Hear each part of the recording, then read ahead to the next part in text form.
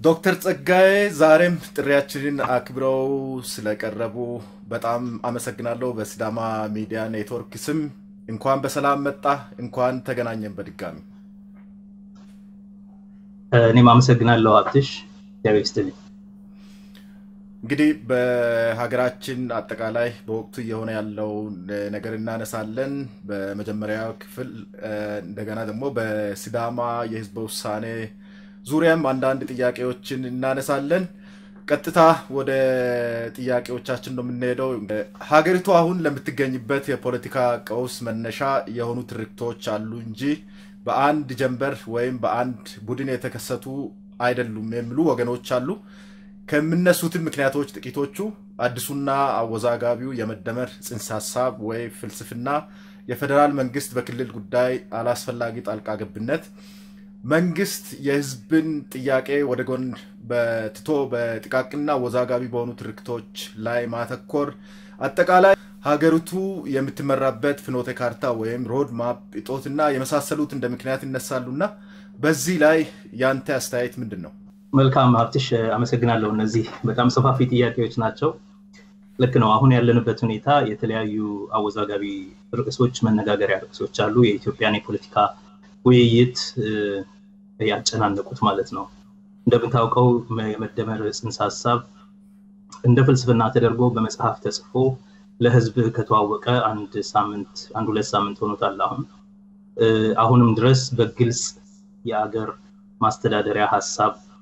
እንዴት እንደሚሆን ይዘቱ ምን እንደሆነ በግልጽ የተቀመጠ ነገር የለም። ሰዎች እየገዙ ያነባሉ። አንዱ አጨቃጫቂና አሁን ስላለው ሁኔታ እና ስለወደፊት ተስፋችን የሀገሪቷ መቀጠል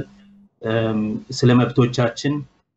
እነዚህ ነገሮች ሁሉ በጥርጣሬ እንድናይ ከሚያደርግና ሀገሪቱን በኢንሴኩሪቲ እና በፍርሃት ውስጥ ካስቀመጡ ነገሮች አንዱ ነው።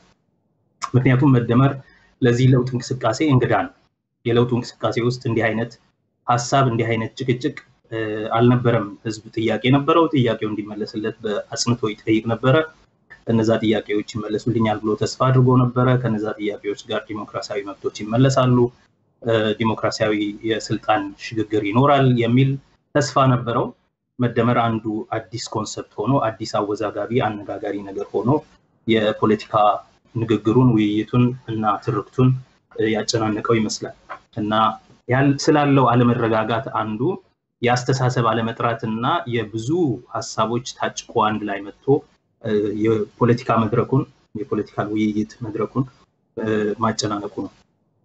መደመር ማለት ያው ምንም በዛም ተብሎ በዚህም ተብሎ ባጭሩ ኢትዮጵያ ውስጥ ያለው ህብራዊነት በጥንቃቄ መያዝ አለበት። በቀና መንገድ ስትተረጉመው መተባበር፣ መያያዝ እና ባለን ነገር ላይ በታሪክ ከነበረንም ላይ አሁን ያለነው ሁኔታ ጨምረን ወደፊት እንድንራመድ፣ ሆሪዞንታሊ ደግሞ ዛሬ ያለነው የተለያዩ የፖለቲካ ኃይሎች ተቀራርበው ተያይዘው አንድ ሆነው ወደፊት የጋራ ኃይል እና አቅም የሚያበረቱበት የሚል ነው ይመስለው በቀና መንገድ ስትተረጉመው ማለት ነው። ያው ኮድ ወርድ ሆነ እንጂ አንድነት ለሚለው ለብዙ ጊዜ አሃዳዊነት ለሚለው ኢትዮጵያ ውስጥ ያለው ህብራዊነት ለሚያሰጋው ህዝብ እንደ ፈውስ ሆኖ እንደ መድኃኒት ሆኖ የተገኘ አዲስ ቃል ተደርጎ እየታየ ነው። ጠቅላይ ሚኒስትሩ ሲያብራሩ እንደሚሉት አገር በቀል የፖለቲካ አስተሳሰብ ነው። እስካሁን ድረስ የነበሩ ርዕዮቶች ከውጭ የተዋስናቸው ናቸው። ካፒታሊዝም ከምዕራብ፣ ሶሻሊዝም ከምስራቅ፣ የህወሓት የአብዮታዊ ዲሞክራሲ አስተሳሰብ ወዘተ ደግሞ ያው ሶሻሊስታዊ የሆነ አስተሳሰብ ኮሚኒስታዊ የሆነ አስተሳሰብ ነው ይላሉ ጠቅላይ ሚኒስትሩ። አሁን ከራሻ ከተመለሱ በኋላ ከኦሮሞ ሽማግሌዎች ጋር ባደረጉት ውይይት እንዲያውም ከዛ አልፈው ህወሓቶች በጣም የሚያስቅ ቅጂ ነው ያደረጉት። አንድም ወዛደር በሌለበት ሀገር ህወሓቶች የወዛደር ፓርቲ ሌበር ፓርቲ መስርተው ይንቀሳቀሱ ነበር በሚል ሊያጣጥሉት ሲሞክሩ ይስተዋላል። እንደምናውቀው ህወሓቶች ያደረጉት የገበሬ አብዮት ነው። ድርጅታቸው መቼም ቢሆን የወዛደር ፓርቲ ነኝ ብሎ አያውቅም። ኦፍ ኮርስ ወዛደር ባለበት ለወዛደር ይወግናል፣ ግን አብዮታዊ ዲሞክራሲ ድርጅት እንደሆነ እናውቃለን። ነገር ግን ባጭሩ ከዚህም ከህወሓት ርዕዮተ ዓለም በደርግ ጊዜ ሲራመድ ከነበረው ህብረተሰባዊነት ከተባለው ሶሻሊስት ርዕዮተ ዓለም ከዛ በቀዳማዊ ኃይለ ሥላሴ ጊዜ ከነበረው ጀማሪ ገና ያቆጠቆጠ የነበረ ካፒታሊዝም ይለያል፣ አገር በቀል ነው የሚል ንግግር ሲናገሩ ተሰምቷል። አገር በቀልነቱ ምን ያህል ሆነ ግልጽ አይደለም። የኦሮሞ ሚዲያ የኦሮሞ ብሮድካስቲንግ ኔትወርክ ላይ ሲናገሩ ከገዳ ስርዓት የተቀዳ ነው ሲሉ ተሰምቷል። ሌሎቹ ጋር ደግሞ ሲናገሩ በአማርኛ የመጽሐፉ ምረቃ ዕለት ሲናገሩ እንደዛ ደፍረው አገር በቀል ነው ከማለት አልፈው ከገዳ ስርዓት የተቀዳ ነው ሲሉ አልሰማንም። በመሆኑም አሁንም እንደ ጠቅላይ ሚኒስትሩ ላይ እምነት እንዳይኖር ያደረገ ቋንቋ ነው። ምክንያቱም በአብዛኛው የኢትዮጵያ ህዝቦች አይን ይሄ መደመር የሚለው ቃል እና በተግባር ደግሞ እየታየ ያለው ድርጅቱን ማዋሃድ ህገ መንግስታዊ ስርዓቱን ውስጥ ያለውን የፌደራል ስርዓት አንደርማይን ማድረግ የክልሎችን ስልጣን መቀነስ የብሔር ብሔረሰቦችን የክልልነት መብት መጠራጠር ወይም ደግሞ አንደርማይን ማድረግ እነዚህን ተግባራት አንድ ላይ አድርገህ ስታይ እና በአጠቃላይ የጠቅላይ ሚኒስትሩ አንግዛይቲ ወይም ደግሞ ጭንቀት የሚያተኩረው የኢትዮጵያ አንድነት የሚለው ለዚያውም በቀድሞ ዘመን የነበረው የኢትዮጵያ አንድነት ላይ ከመሆኑ አንፃር በጣም ብዙ የኢትዮጵያ ህዝቦች በጥርጣሬ የሚያዩት ይሄንን የመደመር ጽንሰ ሐሳብ አንድነት፣ አሃዳዊነት፣ ጸረ ህብራዊነት፣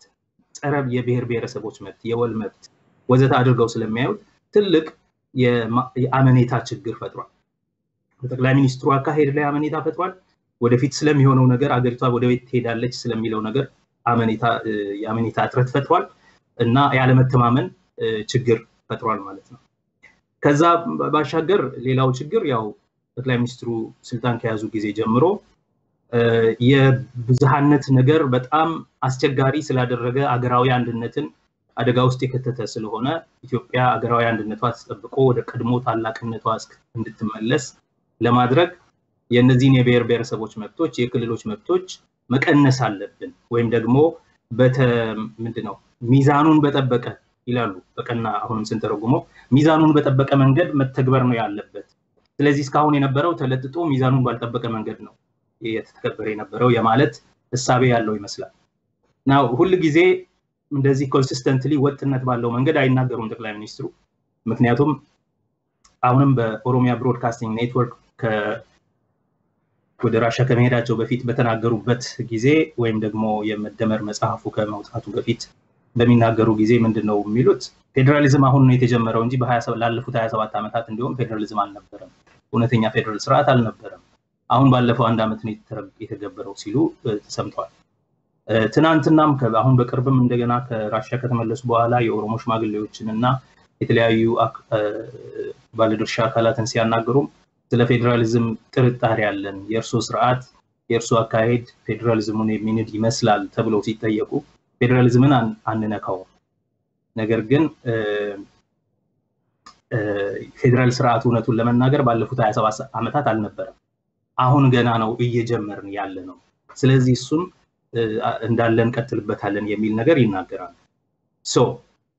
በአንድ በኩል ፌደራል ስርዓቱ ገና አሁን ነው እንጂ የተገበረው እስካሁን ድረስ አልነበረም ይላሉ። በሌላ በኩል ደግሞ የህብራዊነት ወይም ደግሞ ብዝሃነት ላይ ብዙ አትኩሮት ተሰርቶ ለ27 ዓመታት ስለተሰራ አገራዊ አንድነትና ብሔራዊ መግባባት ወይም ማንነት ጥያቄ ውስጥ ገብቷል፣ ስለዚህ ሚዛኑን በጠበቀ መንገድ ሁለቱን ማስኬድ አለብን የሚል ንግግር እዚህና እዚያ በተለያየ ጊዜ ሲነገር ይሰማል። ይሄም ፌደራል ስርዓቱ ላይ ያላቸውን አቋም እንዳናምነው የወደፊት ተስፋው ምን እንደሆነ እንድንጠራጠር በጣም በፌደራል ስርዓት ውስጥ የተቀመጠች ትንሽ የተባለችዋ የወል መብት ልትተገበር ትችል ይሆናል ብለው የኢትዮጵያ ብሔር ብሔረሰቦችና ህዝቦች ተስፋ ያደረጉባቸው የወል መብቶች በዛ ውስጥ ስላሉ እነሱን ለመሸርሸር እንቅስቃሴ ይደረግ ይሆናል የሚል ጠቅላላ የሆነ አገራዊ ስጋት በህዝብ ዘንድ ፈጥሯል። ስለዚህ አንዱ የኢንሴኩሪቲውና የአለመረጋጋቱ ችግር የሐሳብ አለመጥራት ነው። አንደኛው የመደመር ኮንሰፕት በመጨመሩ በኢትዮጵያ ፖለቲካ ቋንቋ ውስጥ፣ ሁለተኛ ፌደራሊዝም ጥያቄ ውስጥ መግባቱ። ከዚህ ጋር ተያይዞ ቀደም ሲል የፌደራል ክልሎች ሉዓላዊነት ስልጣን የላቸውም፣ ክልሎች እንደፈለጉ ሊሆኑ አይገባም፣ የፌደራል መንግስቱ መቆጣጠር አለበት፣ ብዙ ነገር ማድረግ አለበት፣ ጣልቃ መግባት አለበት ወዘተ ሲሉም ተደምጠው ስለነበረ በተግባርም ደግሞ በተለያዩ ክልሎች ፕሬዝዳንቶችን ራሳቸው በመሾም በመሻር የቀጥታ እርምጃ እየወሰዱ ስለሆነ በአብዛኞቹ ክልሎች ያለምንም የፌደራል ጣልቃ ገብነት አዋጅ ያለምንም አስቸኳይ ጊዜ አዋጅ ኮማንድ ፖስት እያቋቋሙ በኮማንድ ፖስት ክልሎችን ያስተዳድሩም ስለሆነ የክልሎቹን ህገ መንግስቶች ሙሉ በሙሉ ከግንዛቤ የሚያልከተቱ አካሄዶችን ስለሚያስኬዱ እንዲሁም ደግሞ ከነሱ እስከ ጠቅላይ ሚኒስትሩ ስር ገብተው ያሉ ታላላቅ የፖለቲካ ኃይሎች ለምሳሌ እነ ኢዜማ ተደጋግመው የሚያነሱት ነገር እንዲሁም ከጠቅላይ ሚኒስትሩ ፓርቲ ጋር በጥምረት የሚሰራው አዴፓ ሌሎችም የሚሉት ነገር የኢትዮጵያ ችግሮች ሁሉ ምንጭ ፌደራሊዝም ነው ስለሚሉ በአማካሪነት በቴክኒካል ሰፖርትነት በአጋርነት የሚሰሩት የጠቅላይ ሚኒስትሩ አማካሪዎች በአብዛኛው የዚህ ሀገር ችግር መሰረቱ ሁሉ ፌደራሊዝሙ ነው ስለዚህ እሱ መቀየር አለበት ህገ መንግስቱ መሻር አለበት የማንነት ኮሚሽን መመስረት አለበት ወዘተ ስለሚሉ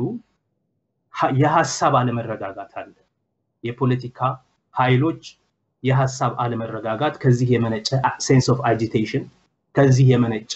የአለመርጋት ኢንሴኩሪቲ ሁኔታ ይታያል ሌላ መንግስት አንተም ቅድም እንዳልከው በብዙ አወዛጋቢ ትርክቶች ላይ ማተኮሩ ለምሳሌ የቤተ መንግስት እደሳ የአንድነት ፓርክ መመስረት አንድነት ፓርክን መስርቶ በታላቅ ኤክስትራቫጋንዛ ከአካባቢው ሀገሮች ፕሬዝዳንቶች ርዕሳነ ብሔሮችን ጠርቶ ጋብዞ ማስጎብኘት ከስሙ ጀምሮ የአንድነት ፓርክ ተብሎ ማለት አሁን በዚህ ጊዜ እንደዚህ አይነት ስም ነው ለኢትዮጵያ ህዝቦች የሚመጣው በዛ ፓርክ ውስጥ ስለተዘረቀመጡና ስለተዘከሩ የታሪክ ግለሰቦች የባህል ቅርሶች ወዘተ ምልክቶች ከኢትዮጵያ ህዝብ ጋር ሳይወያዩ ሌሎች ብሔረሰቦችና ህዝቦች ሳይማከሩ እነዚህ አይነት ነገሮች again ወደ ድሮ ስርዓት በተለይ ደግሞ ወደ ፊውዳላዊውና ወደ ኢምፔሪያል ስርዓት ይመልሰናል የሚል ስጋት በአብዛኛው የኢትዮጵያ ህዝቦች ዘንድ ስለፈጠረ ይሄም አንዱ የፖለቲካ ሁኔታዎችን የፖለቲካ ሐሳቦችን አለመረጋጋት ስለዚህም ከዛ የመነጨ አንግዛይቲ እና እርስ በርስ መጠራጠር አለመተማመንን ፈጥሯል በተደጋጋሚ የሚናገሯቸው ንግግሮች አሉ ጠቅላይ ሚኒስትሩ ወደ ቀድሞው የከፍታ ማማ እንወጣለን ኢትዮጵያ ለዘላለም ታፍራና ተከብራ ትኖራለች ምንም ነገር ቢሆን አንድነታችን ይጸናል ሌሎች የተለያየ ሐሳቦች ያነሳሉ እነዛ ሐሳቦች ይፈርሳሉ እንጂ ሀገራችን አትፈርስም እያሉ ብዙ አንዳንዱ በመፈክር መልክ አንዳንዱን በዛቻ መልክ አንዳንዱን በአረጋግጥላችኋለሁ ኢትዮጵያ ውስጥ አንድ ጠቅላይ ሚኒስትር ቀዳሚ አገልጋይ ነው ብዙ የሚያረጋግጠው ነገር የለም እንደ ቀዳሚ ተላላኪ ማለት ነው የሀገሪቱ ቀዳሚ አገልጋይ ፕራይም ሚኒስተር ማለት የቸርች ቋንቋ ነው ዋናው ቀዳሚው አገልጋይ ማለት ነው እና ራሱ የሚያረጋግጠው ምንም ነገር የለም የፓርላማ ስርዓት ውስጥ የመጨረሻው የፖለቲካ ስልጣን አካል ፓርላማው ነው በኢትዮጵያ ህገ መንግስት እንደዛው ነው የመጨረሻው የፖለቲካ ስልጣን አካል ፓርላማው በክልሎቹ የክልል ምክር ቤቶች ናቸው ያ ምክር ቤት የላከው ሰው ነው ጠቅላይ ሚኒስትሩ ማለት ነው አንድ ተራ ተላላኪ ነው እና ይሄ ቀዳሚ አገልጋይ ይሄ ቀዳሚ ተላላኪ ለህዝብ የሚያረጋግጠው አንድም ነገር የለም እንደ ፕሬዚደንሻል ሲስተም እንደ ንጉስ አገር እንዲህ እንደሚሆን አረጋግጥላችኋለሁ እያለ መናገር ልማድ አድርጎታል ጠቅላይ ሚኒስትሩ እነዚህ ንግግሮች ናቸው ሰዎች ተስፋችን ምንድነው ወደፊት ስንሄድ ምንድነው የሚሆነው ዲሞክራሲያዊ ስርዓት ነው የሚኖረው ፌደራላዊ ስርዓት ይኖራል ፕሬዚደንሻል ሲስተም ነው ፓርላሜንታሪ ነው የሚለው ሁሉ ብዙ ጥያቄ አለ ይሄ የእሳቤዎችን ያጨናነቀ አዲስ የአትኩሮት አቅጣጫ አንዱ አንግዛይቲ የፈጠረ ከዛም ደግሞ የመነጨ የፖለቲካ አለመረጋጋት መበርገግና ብዥታን የፈጠረ ሁኔታ ይታያል እንዳልከውም ደግሞ ስለ ሽግግሩ ሁኔታ ግልጽ ፍኖተ ካርታ ለመኖር ከዛ በፊት ግን ደግሞ እነዚህ አዳዲስ አወዛጋቢ ትርክቶች ላይ አትኩሮታችንን ማድረጋችን የቀደሙትን ጥያቄዎች ማድበስበስ ቀድመው የተነሱ በተቃውሞ እንቅስቃሴው ሂደት ወቅት ሲነሱ የነበሩ ጥያቄዎችን ከመመለስና ለህዝቡ ፎይታን ከመስጠት ይልቅ እነሱን ማድበስበስ ወይም መቅበር ማረሳሳትና ሌላ አጀንዳ መጫን ሆኖ መገኘቱ ሰው ጥያቄዎቻችን መቼ ነው የሚመለሱት መቼ ነው ወደ እውነተኛ ብሶት ስናሰማበት ለነበረ ብዙ ህዝብ ለሰዋንበት አላማ አትኩሮት ተሰጥቶ ስራ የሚሰራው የሚል ጥያቄ ያነሳሉ ይሄም ተስፋ የለው ኢንፋክት እነዛ ጥያቄዎች መቼም ካሁን በኋላ አይመለሱም የተባለ እስኪመስል ድረስ የተዘጋ ምዕራፍ እስኪመስል ድረስ አዳዲስ ነገሮች ላይ አትኩሮት ተሰጥቷል። ይሄ አንዱ ነው ያለ መረጋጋቱ ምክንያት። ስለዚህ በየቀኑ ሰው የሚለው ጥያቄዎቻችን ስላልተመለሱ እንደገና እናምስ፣ እንደገና ወደ ተቃውሞ እንቅስቃሴ እንግባ ወይስ ይሄን መንግስት ይመልስልናል ብለን በትዕግስት እንጠብቅ? በትዕግስት ስንጠብቅ ግን እየተደረገ ያለው እየተወሰዱ ያሉ እርምጃዎች፣ እየተነገሩ ያሉ ንግግሮች፣ እየተተኮረባቸው ያሉ አጀንዳዎች ሌላ ናቸው። ስለዚህ ወዴት ነው የምንሄደው የሚለው ጥያቄ በተለይ እኔ ኦሮሚያን አውቃለሁ፣ የኦሮሚያ ወጣቶች ቄሮዎች የሚጠይቁት ጥያቄዎቻችን እየተመለሱ አይደለም። ኢንፋክት ጥያቄዎቻችን ተረስተው ተቀብረው ሌላ የኛን ጥያቄዎች ከመመለስ ይልቅ የጥያቄዎቹን መሰረት ራሱ የሚንድ ሌላ ነገር ሌላ ሴራ እየተሰራ ስለሆነ እንውጣ አንውጣ፣ አመራር ስጡን፣ ሰልፍ እንውጣ አንውጣ፣ እንቃወም አንቃወም ወደሚል ሁኔታ ውስጥ ገብቷል። ኦሮሚያ ባንድ ግሩ እንቀጥ ብሎ የቆመ ሀገር ነው። ያ ሁሉ ወጣት የገበርንበት ጥያቄዎች የገበርንላቸው ጥያቄዎች ይመለሳሉ ወይስ አይመለሱ? ይልቁኑ እነዛን ጥያቄዎች አልፎ የዛሬ ህልውናችንን ጥያቄ ውስጥ የሚከቱ አጀንዳዎችን ይተገበርብናል ወይስ አይተገበርብን? ሲተገበርብን እንዴት ነው የምንንቀሳቀሰው የሚል ሰፊ የሆነ የመንቃትና ግን ደግሞ ግራይ መጋባት ነገር አለ። አለርት ሆኖ ግን ደግሞ ምን አይነት እርምጃ እንደሚወስዱ በግልጽ መስመር አለመቀመጡ፣ አቅጣጫ አለመቀመጡ ያለበት ሁኔታ የፈጠረው አንግዛይቲ አለ። ናው ይሄ ሁሉ ነገር እንዳይኖር መጀመሪያ ስንል የነበረው ይሄ እንቅስቃሴ የወለደው አሁን ያለው የባላደራ መንግስት ስራ ነበረው። ሁለት ሚሽን ነበረው። አንደኛ ህዝብ የጠየቃቸውን አንገብጋቢ ጥያቄዎች በሚችለው መጠን እንዲመልስ እመልሳለሁኝ ስላለ ነበርም ደግሞ ይሄ አደራ የተሰጠው። ሁለተኛ እነዛን ጥያቄዎች የሚችለውን እየመለሰ ለማይችላቸው አትኩሮት ሰጥቶ የመመለሻ የጊዜ ሰሌዳ ያስቀመጠ፣ ይልቁን ደግሞ ለመመለስ በቀላሉ የማይቻሉትን ግን ለመመለስ ቁርጠኝነትና በጎ ፈቃድ እንዳለ እያሳየ፣ ምክንያቱም አንዳንዶቹ የህገ መንግስት ማሻሻል ስራ ምናምን የሚጠይቁ ስለሆነ እንደዚህ እያሳየ የመሄድ አንድ የመጀመሪያው ኃላፊነቱ ነው። ሁለተኛ ይሄ ሀገር እስከዛሬ ድረስ በአፈና የኖረ ዲሞክራሲያዊነት የጎደለው ፌደራሊዝሙም ሁሉም ነገር ችግር የገጠመው የዲሞክራቲክ ዴፊሲት ስላለ፣ ስለዚህ ይሄንን ሀገር ከነበረው የአፈና ስርዓት ወደ ዲሞክራሲያዊ ስርዓት የመውሰድ ኃላፊነት በዚህ ባላደራ መንግስት ላይ ተጥሏል። ይሄንን አደርጋለሁ ብሎም ነው ወደ ስልጣን የመጣው። የለማ ቡድን የሚባለው ቡድን በአጠቃላይ ማለት ነው። ጠቅላይ ሚኒስትሩ በዛ መሃል ሾልኮ የመጣ ሰው ነው። ናው ወደ ዲሞክራሲያዊ ስርዓት ለመሄድ የሚደረጉ እርምጃዎች አሉ። ከዚህ በፊት ደጋግሜ ጠቅሻለሁ፣ አሁንም ለማስታወስ ጠቅሰዋለሁ። ከአንድ የአፈና ስርዓት የአምባገነናዊ አሰራር አገዛዝ ስርዓት ወደ ሰላማዊና ዲሞክራሲያዊ ስርዓት የምንሄድ ከሆነ በተለይ ከውስጥ በመነጨ ለውጥ የሚካሄድ የዲሞክራሲያዊ ሽግግር ከሆነ የሚወሰዱ እርምጃዎች አሉ። አንደኛ ስርዓቱን ማፍታታት፣ የአፈና ተቋማቱን መዝጋት፣ የታሰሩ ሰዎችን መፍታት፣ ነፃነቶች እድል መስጠት፣ ሰዎች መናገር አይችሉ ከነበረ እንዲናገሩ፣ መደራጀት አይችሉ ከሆነ እንዲደራጁ፣ የሚዲያ ነፃነት የሌለ ከሆነ የሚዲያ ነፃነት እንዲኖር። ምን ማለት ነው? ይሄ የነበረውን አፈና ማስቀረትና ሰዎች ወደ ተፈጥሯዊ የመብት አጠቃቀም ሁኔታቸው ውስጥ እንዲመለሱ ማድረግ አንድ የመጀመሪያው እርምጃ ነው። ሊበራላይዜሽን የሚባለው ሪላክሲንግ ዘ ኦቶሪቴሪያን ግሪፕ ኦፍ ፓወር፣ ይሄ የመጀመሪያው ነገር ነው። ሁለተኛው ስቴጅ ከዚህ አልፎ የዲሞክራሲ ምህዳሩን የፖለቲካ ምህዳሩን በማስፋት የህብረ መድበለ ፓርቲነትን መለማመድ መጀመር ማለት ሁሉም የፖለቲካ ባለድርሻዎች የፖለቲካ ፓርቲ ሊሆኑ ይችላሉ፣ ግንባሮች ሊሆኑ ይችላሉ፣ የነፃነት ታጋዮች ሊሆኑ ይችላሉ፣ የተለያዩ የፖለቲካ ባለድርሻዎች አሉ። እነዚህ የፖለቲካ ባለድርሻዎች ወደ መድረኩ እንዲወጡና ውይይት ማድረግ፣ መደራጀት፣ መመዝገብ፣ መንቀሳቀስ፣ የፈለጉበት ቦታ ካምፔይን ማድረግ፣ እንደዚህ ስብሰባ ማድረግ፣ ሰላማዊ ሰልፍ ማድረግ እንዲችሉ ሲቪክ መብታቸውን ሪስቶር ማድረግ፣ የፖለቲካ ምህዳሩን በዛው ማስፋት። ይሄ ምንን ይጠይቃል? የመሰብሰብ ነፃነት ህጎች፣ የመደራጀት ነፃነት ህጎች፣ የሰላማዊ ሰልፍ ህጎች፣ የፓርቲ መመዝገቢያ ህጎች፣ የምርጫ ህጎች፣ እነዚህ በሙሉ መፍታታት አለባቸው ማለት ነው።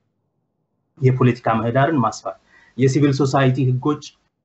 ይሄ አሁን የአፈና መሳሪያ ሆኖ የከረመው የሽብርተኝነት ህግ ወዘተ፣ እነዚህ በሙሉ መፍታታት ይኖርባቸዋል ማለት ነው። ሶስተኛው ምርጫ ማድረግ ነው። ወደ ዲሞክራሲያዊ ስርዓት የምንሸጋገር ከሆነ ሶስተኛው ምርጫ ማድረግ ነው። ምርጫ ለማድረግ ደግሞ አንደኛ የተደላደለ ሜዳ መኖር አለበት፣ ሌቭል ፕሌይንግ ፊልድ። አፋኙ መንግስት ውስጥ ያለው ፓርቲና ሌሎቹ እኩል መሆን አለባቸው። ሁሉም እኩል መሮጥ አለባቸው ምን ማለት ነው መንግስት የሱ ማፈኛ መሳሪያ የሆነውን ብረት ማስቀመጥ አለበት ሌሎችም በብረት ሲታገሉ የነበሩ በፖለቲካ መንገድ በሰላማዊ መንገድ እንታገላለን ያሉ ብረታቸውን አስቀምጠው ፖለቲካውን ላንዴና ለመጨረሻ ጊዜ ከብረት ማላቀቅ የመጀመሪያው እርምጃ ያቱም ዲሞክራሲም ብለ በፖለቲካ መንገድ ችግር ፈታለውም ብለ ብረትም ታጥቀህ አይሆንም አንዱ አሁን መንግስት ስልጣን ይዞ ያለው ቡድን ግን ሰይፍንም ኮማንድ ስለሚያደርግ ብዙ ጊዜ ያ ቡድን ፓርቲና መንግስትን ስለማይለይ የመንግስትን የጸጥታ ኃይሎች በፓርቲው እንዲጠቀም ያደርጋል የመንግስትን የቢሮክራሲ ተቋማት ለአንዱ በዛ ፓርቲ እጅ ስር እንዲወድቅ ያደርጋል ይሄ እንዳይደረግ ነገሮችን ማፍተታት ማራቅ ማለት ፓርቲውን በስልጣን ላይ ያለውን ፓርቲና ቢሮክራሲውን ፓርቲውንና የህገ መንግስታዊ ተቋማትን ምርጫ ቦርድን ለምሳሌ የሰብአዊ መብት ኮሚሽን ፓርቲውንና የመንግስት የጸጥታ ኃይሎችን ማለት ወታደሩን ፖሊሱን የህግ ተቋማቱን እነዚህን ማለያየት ያስፈልጋል ማለት ነው ኢንስቴድ የሆነ የነበረው ጠቅላይ ሚኒስትሩ የጠቅላይ ፍርድ ቤት ዳኛ ሹመዋል የሰብአዊ መብት ኮሚሽን ሹመዋል ይሄው ጠቅላይ ሚኒስትር ገና ይሄን ነገር መደረግ የነበረበት ከዲሞክራሲያዊ ምርጫ በኋላ የራሳቸው ምርጫ ቦርድ ሰው ሹመዋል የነሱ አይነት ፖለቲካ የሚያራምዱ የርዕሰ ብሔር ሹመዋል ወዘተ ቢሮክራሲ ውስጥ እንደዚሁ ባለሙያ ተብለው የተሰገሰቡ ማአት አይነት ከአንድ አቅጣጫ ከአንድ ፓርቲ በኩል ብቻ ይሆኑ ማለትም በቀድሞ ጊዜ ቅንጅት ምናምን ከሚባሉ እነዚህ ናቸው ተሰብስበው በዛ ሳይድ ያሉ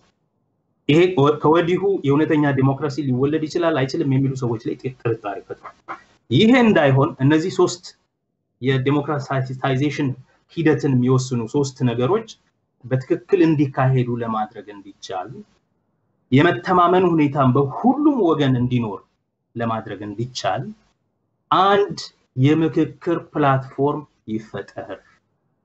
ያ የምክክር ፕላትፎርም ሁሉም ፓርቲዎች በመደበኛነት በሳምንት ሊሆን ይችላል በሁለት ሳምንት ሊሆን ይችላል በወር ሊሆን ይችላል ቁጭ ብለው ሁሉን አገሪቱ ውስጥ የዲሞክራሲያዊ አስተዳደር እንዳይገነባ ማነቆ የሆኑ ችግሮችን እያወጡ አብረው እየተመካከሩ በህግ የሚወገደውን በህግ እንዲያስወግድ ያለው መንግስት ወስዶ እንዲሰራ በሌላ መንገድ የሚተገበረውን በተግባር በመግባባት እየተያዩ እንዲሰሩ የሚያደርጉበት ጉባኤ ያስፈልጋል ብለን ነበር የቋሚ የሆነ በፓርቲዎች መካከል የመወያያ መድረክ ቋሚ የሆነ በመደበኛነት ችግሮችን እየነቀሰ በህግ መስተካከል ያለበትን መንግስት እንዲያስተካክል ሌሎችን ደግሞ በአሰራር የሚስተካከለውን በአሰራር መንግስት እንዲያስተካክል ተቋማቱ እንዲያስተካክሉ የሚደረግበትን ሂደት ሁሉም የተሳተፉበት ብለን ይሄን አንድ ሐሳብ ሰጀስት አድርገን ነበር ይሄ ያስፈልግም እኔ ያሻግራችኋለሁ አሉ ጠቅላይ ሚኒስትሩ መልካም እንጠብቃለን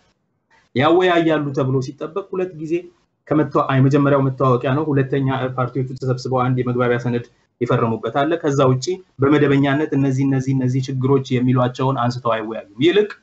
ኢቭን በኢህአዴግ ውስጥ ያሉት ፓርቲዎች አንደኛው በሌላኛው ላይ መግለጫ ያወጣል አንደኛው ሌላኛውን ይቃወማል አንደኛው ሌላኛውን ይገስጻል እንደዚህ አይነት ሁኔታ ውስጥ ተገባ ይሄ አንዱ ችግር ነበር ሁለተኛ ዲሞክራሲያዊ ሽግግር ምናደርግ ከሆነ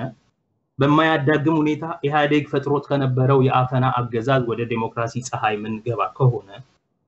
ይሄንን የዲሞክራታይዜሽን ሂደት የሚመራ የድርጊት መርሃ ግብር አክሽን ፕላን ወይም ደግሞ ፍኖተ ካርታ ሮድማፕ ያስፈልጋል ሮድማፕ አያስፈልግም አሉ ጠቅላይ ሚኒስትሩ እንደዋዛ በሌላ ጥያቄ ሲመልሱ ነው ይሄን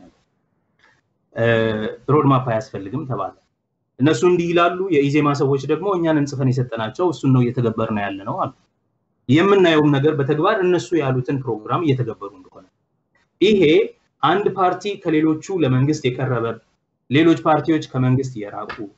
የሆነ ሁኔታ የተፈጠረ እንዲመስል አድርጎ ከዛ ባሻገር የታሰበው የተደላደለ የውድድር ሜዳ ይኖራል ተብሎ የተጠበቀው ነገር የሚኖር እንዳይመስል ፖለቲከኞች አሁንም አንግዛይቲ ውስጥ እንዲገቡ አደረገ ማለት ነው እነዚህ ሁኔታዎች ናቸው በአጠቃላይ የፖለቲካ ውይይቱን የሚያደፈርሱ የፖለቲካል ስሜቱን ሴንቲመንቱን ደግሞ እንዳይረጋጋ ዲስታብላይዝ የሚያደርጉ ሁኔታዎች ያሉበት ሁኔታ ውስጥ ነው ያለነው በዚህ ሁኔታ ውስጥ ነው የኢህአዴግ የሚባለው ድርጅት ይዋሃዳል አይዋሃድም ክርክር ያለው። በዚህ ሁኔታ ውስጥ ነው ኢህአዴግ የሚዋሃድ ከሆነ ህወሓትን አስወጥቶ ነው ወይስ አይደለም? በራሱ በኢህአዴግ ዋናው አሁን አውራ በሆነው ኢህአዴግ ውስጥ ባለው ኦህዴድ ወይም ኦዴፓ በሚባለው ውስጥ ራሱ ሙግት መጀመሩ እንዋሃድ የሚሉና አንዋሃድ የሚሉ በድምጽ እየተሟገቱ እየተፎካከሩ መሆናቸው በዚህ ሁኔታ ውስጥ ሆነን እና ጠቅላይ ሚኒስትሩ ደግሞ በተደጋጋሚ የሚነገሩ አንዳንድ ዛቻዎች ስላሉ ዲሞክራሲያዊ ስርዓት እንዲኖር አብረን እንድንሰራ እነከሌ ይታሰሩልን እነከሌ ካገር ይውጡልን እንደዚህ ሚዲያዎች ይዘጉልን ይሉ የነበሩ ሰዎች ስለነበሩ እነሱን ለማስደሰት በየጊዜው አንዳንድ እርምጃዎች ይወሰዱ ስለነበር አንዳንድ እርምጃዎች አሁን መወሰድ ሲቀጥሉ የበለጠ የጦዘ የተቃውሞ እንቅስቃሴ እና የጸጥታ መደፍረስ የነገሮች አለመረጋጋት በኃይል ጦዞ እንዲወጣ ባለፈው ሳምንት ሆኗል። አሁን ያለንበት ሁኔታ ይሄ ነው የሚመስለኝ። በጣም አመሰግናለሁ ዶክተር ጸጋዬ። ከኦቦ ጃዋር ጋር ተይዞ የተፈጠረውን ችግር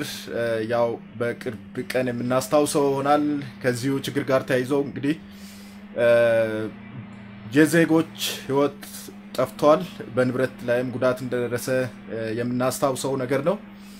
እንግዲህ በደረሰው ችግር ቤተሰቦቻቸውን ላጡ ወገኖች ይህን አጋጣሚ በመጠቀም የተሰማንን ጥልቅ ሐዘን በዚሁ መናገር ፈልጋለሁ። በሲዳማ ሚዲያ ኔትወርክ ስም ለቤተሰቦቻቸው መጽናናቱን ይስጥ እንላለን። እንዲሁም ለኢትዮጵያ ህዝብ ያው ከዚሁ ከችግር ጋር ተያይዞ እየተወሩ የሚባሉ የሚነሱ ነገሮች አሉ። በጃዋር ላይ የተቃጣው ወይም የተሞከረው ሙከራ በሱ ላይ ብቻ ሳይሆን አጠቃላይ በፌደራል ወይም በህብረ ብሔራዊ ስርዓት ላይ የታወጀ ጦርነት ነው ብሎ የሚያስቡ ግለሰቦች አሉ በሰፊው። ምልክቶችም እንዳሉ ይናገራሉ። ከክስተቱ ቀድሞም ከዚያ በኋላም አሁን በተለያዩ ሰላማዊ ሰልፍ በሚዲያ ላይ ሶሻል ሚዲያ ላይ ሜንስትሪም ሚዲያም ላይ ከሚደረጉት እንቅስቃሴዎች ተነስተው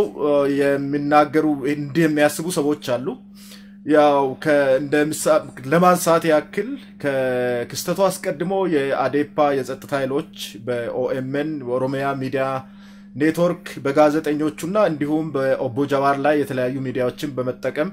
ሲያደርጉት የነበረው ዛቻና ያን ተከትሎ ደግሞ የጠቅላይ ሚኒስትሩ የፓርላማ ንግግር በጃዋር ላይ ከተቃጣው ጥቃት ጋር ቀጥታ ተያያዥነት አለው ብለው የሚያነሱ ወገኖች አሉና አንተ ምን ትላለህ እዚህ ላይ?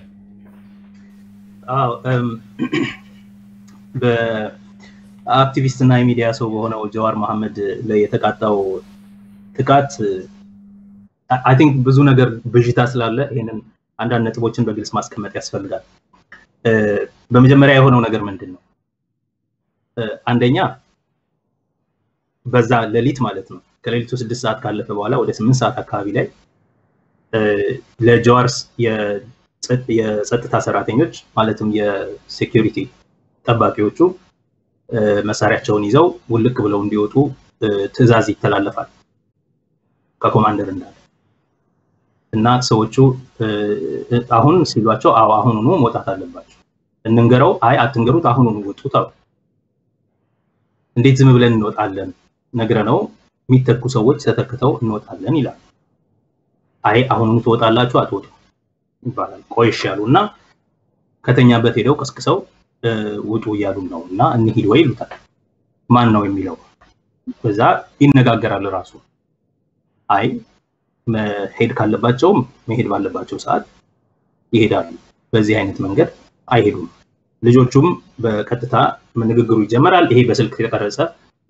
በስፋት የተሰራጨ ነው። በስልክ የሚያናግራቸው ሰው አሁኑን ውጡ ይላቸዋል። እነሱ አንወጣም ማንወጣው እናንተን ላለመታዘዝ ህግን ላለመቀበል ብለን ሳይሆን የበላይ ስልጣንን የበላይ ትዕዛዝ አንቀበልም ብለን ሳይሆን በማንኛውም ጊዜ አንድ ጥበቃ ላይ የተሰማራ ሰው ሲነሳ ሌላ እሱን ተክቶ የጥበቃውን ስራ የሚፈጽም ሚረከብ ኃላፊነት የሚረከብ ሰው ይመደባል ስለዚህ ለማን ጥለነው እንወጣለን የሚረከብ ሰው የሚተኩትን ሰው ስጡን ይሏቸዋል አይ እናንተ እንግዲህ ታዛዛችሁትን አትፈጽሙም ትእዛዝ አትቀበሉም ማለት ነው ሲሏቸው አይደለም ትእዛዝ ያለ መቀበል ጉዳይ ሳይሆን ትእዛዙ ህጋዊ መሆን አለበት አሰራሩንና ወጉን የጠበቀ ፕሮቶኮሉን የጠበቀ መሆን አለበት ነው ያለው ዝም ብላችሁ ውጡ ተብላችኋል ውጡ በሚባሉ ጊዜ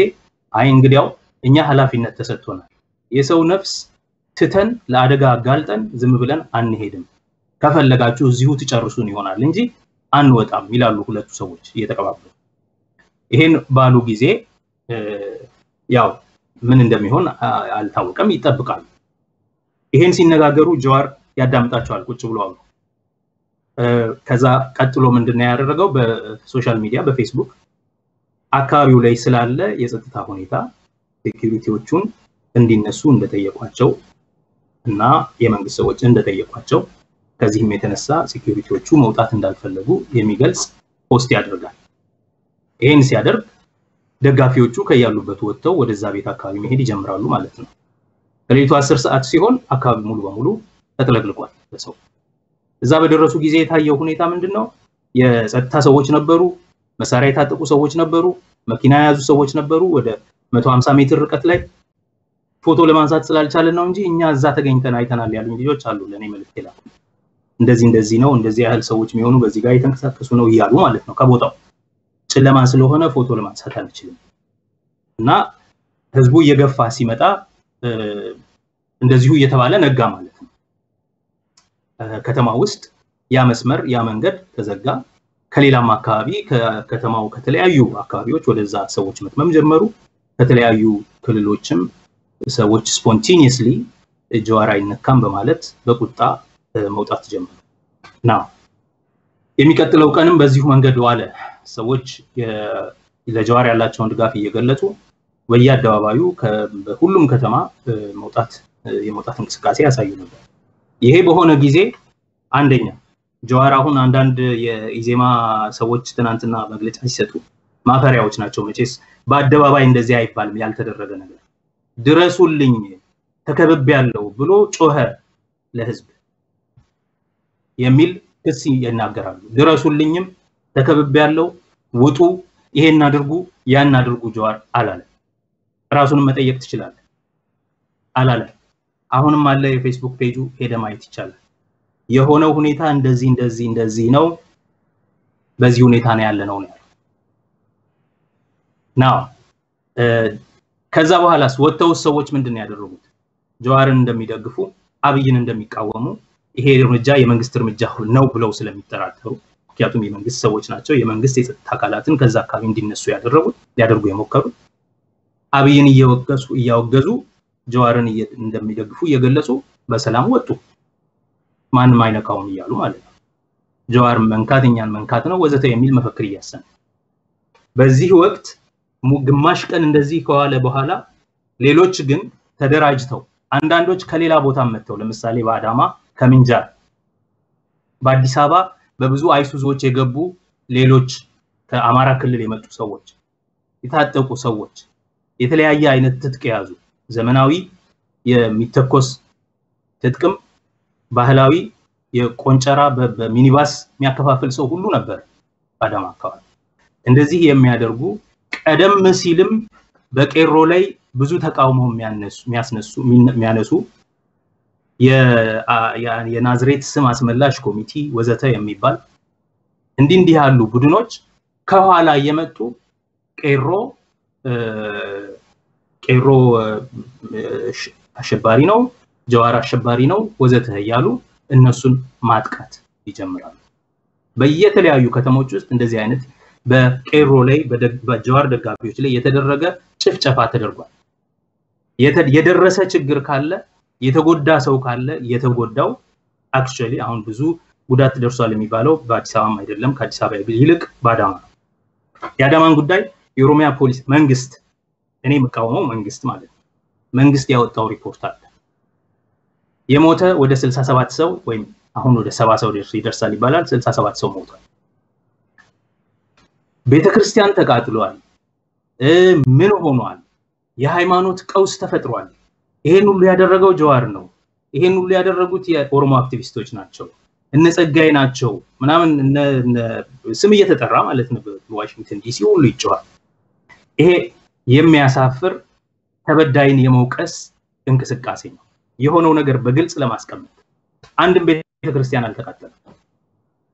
አንድ መስጊድ ተቃጥሏል በአዳማ። አንድ መስጊድ ተቃጥሏል። አንድ የፕሮቴስታንት ቤተክርስቲያን ተቃጥሏል። አንድ ተጀምሮ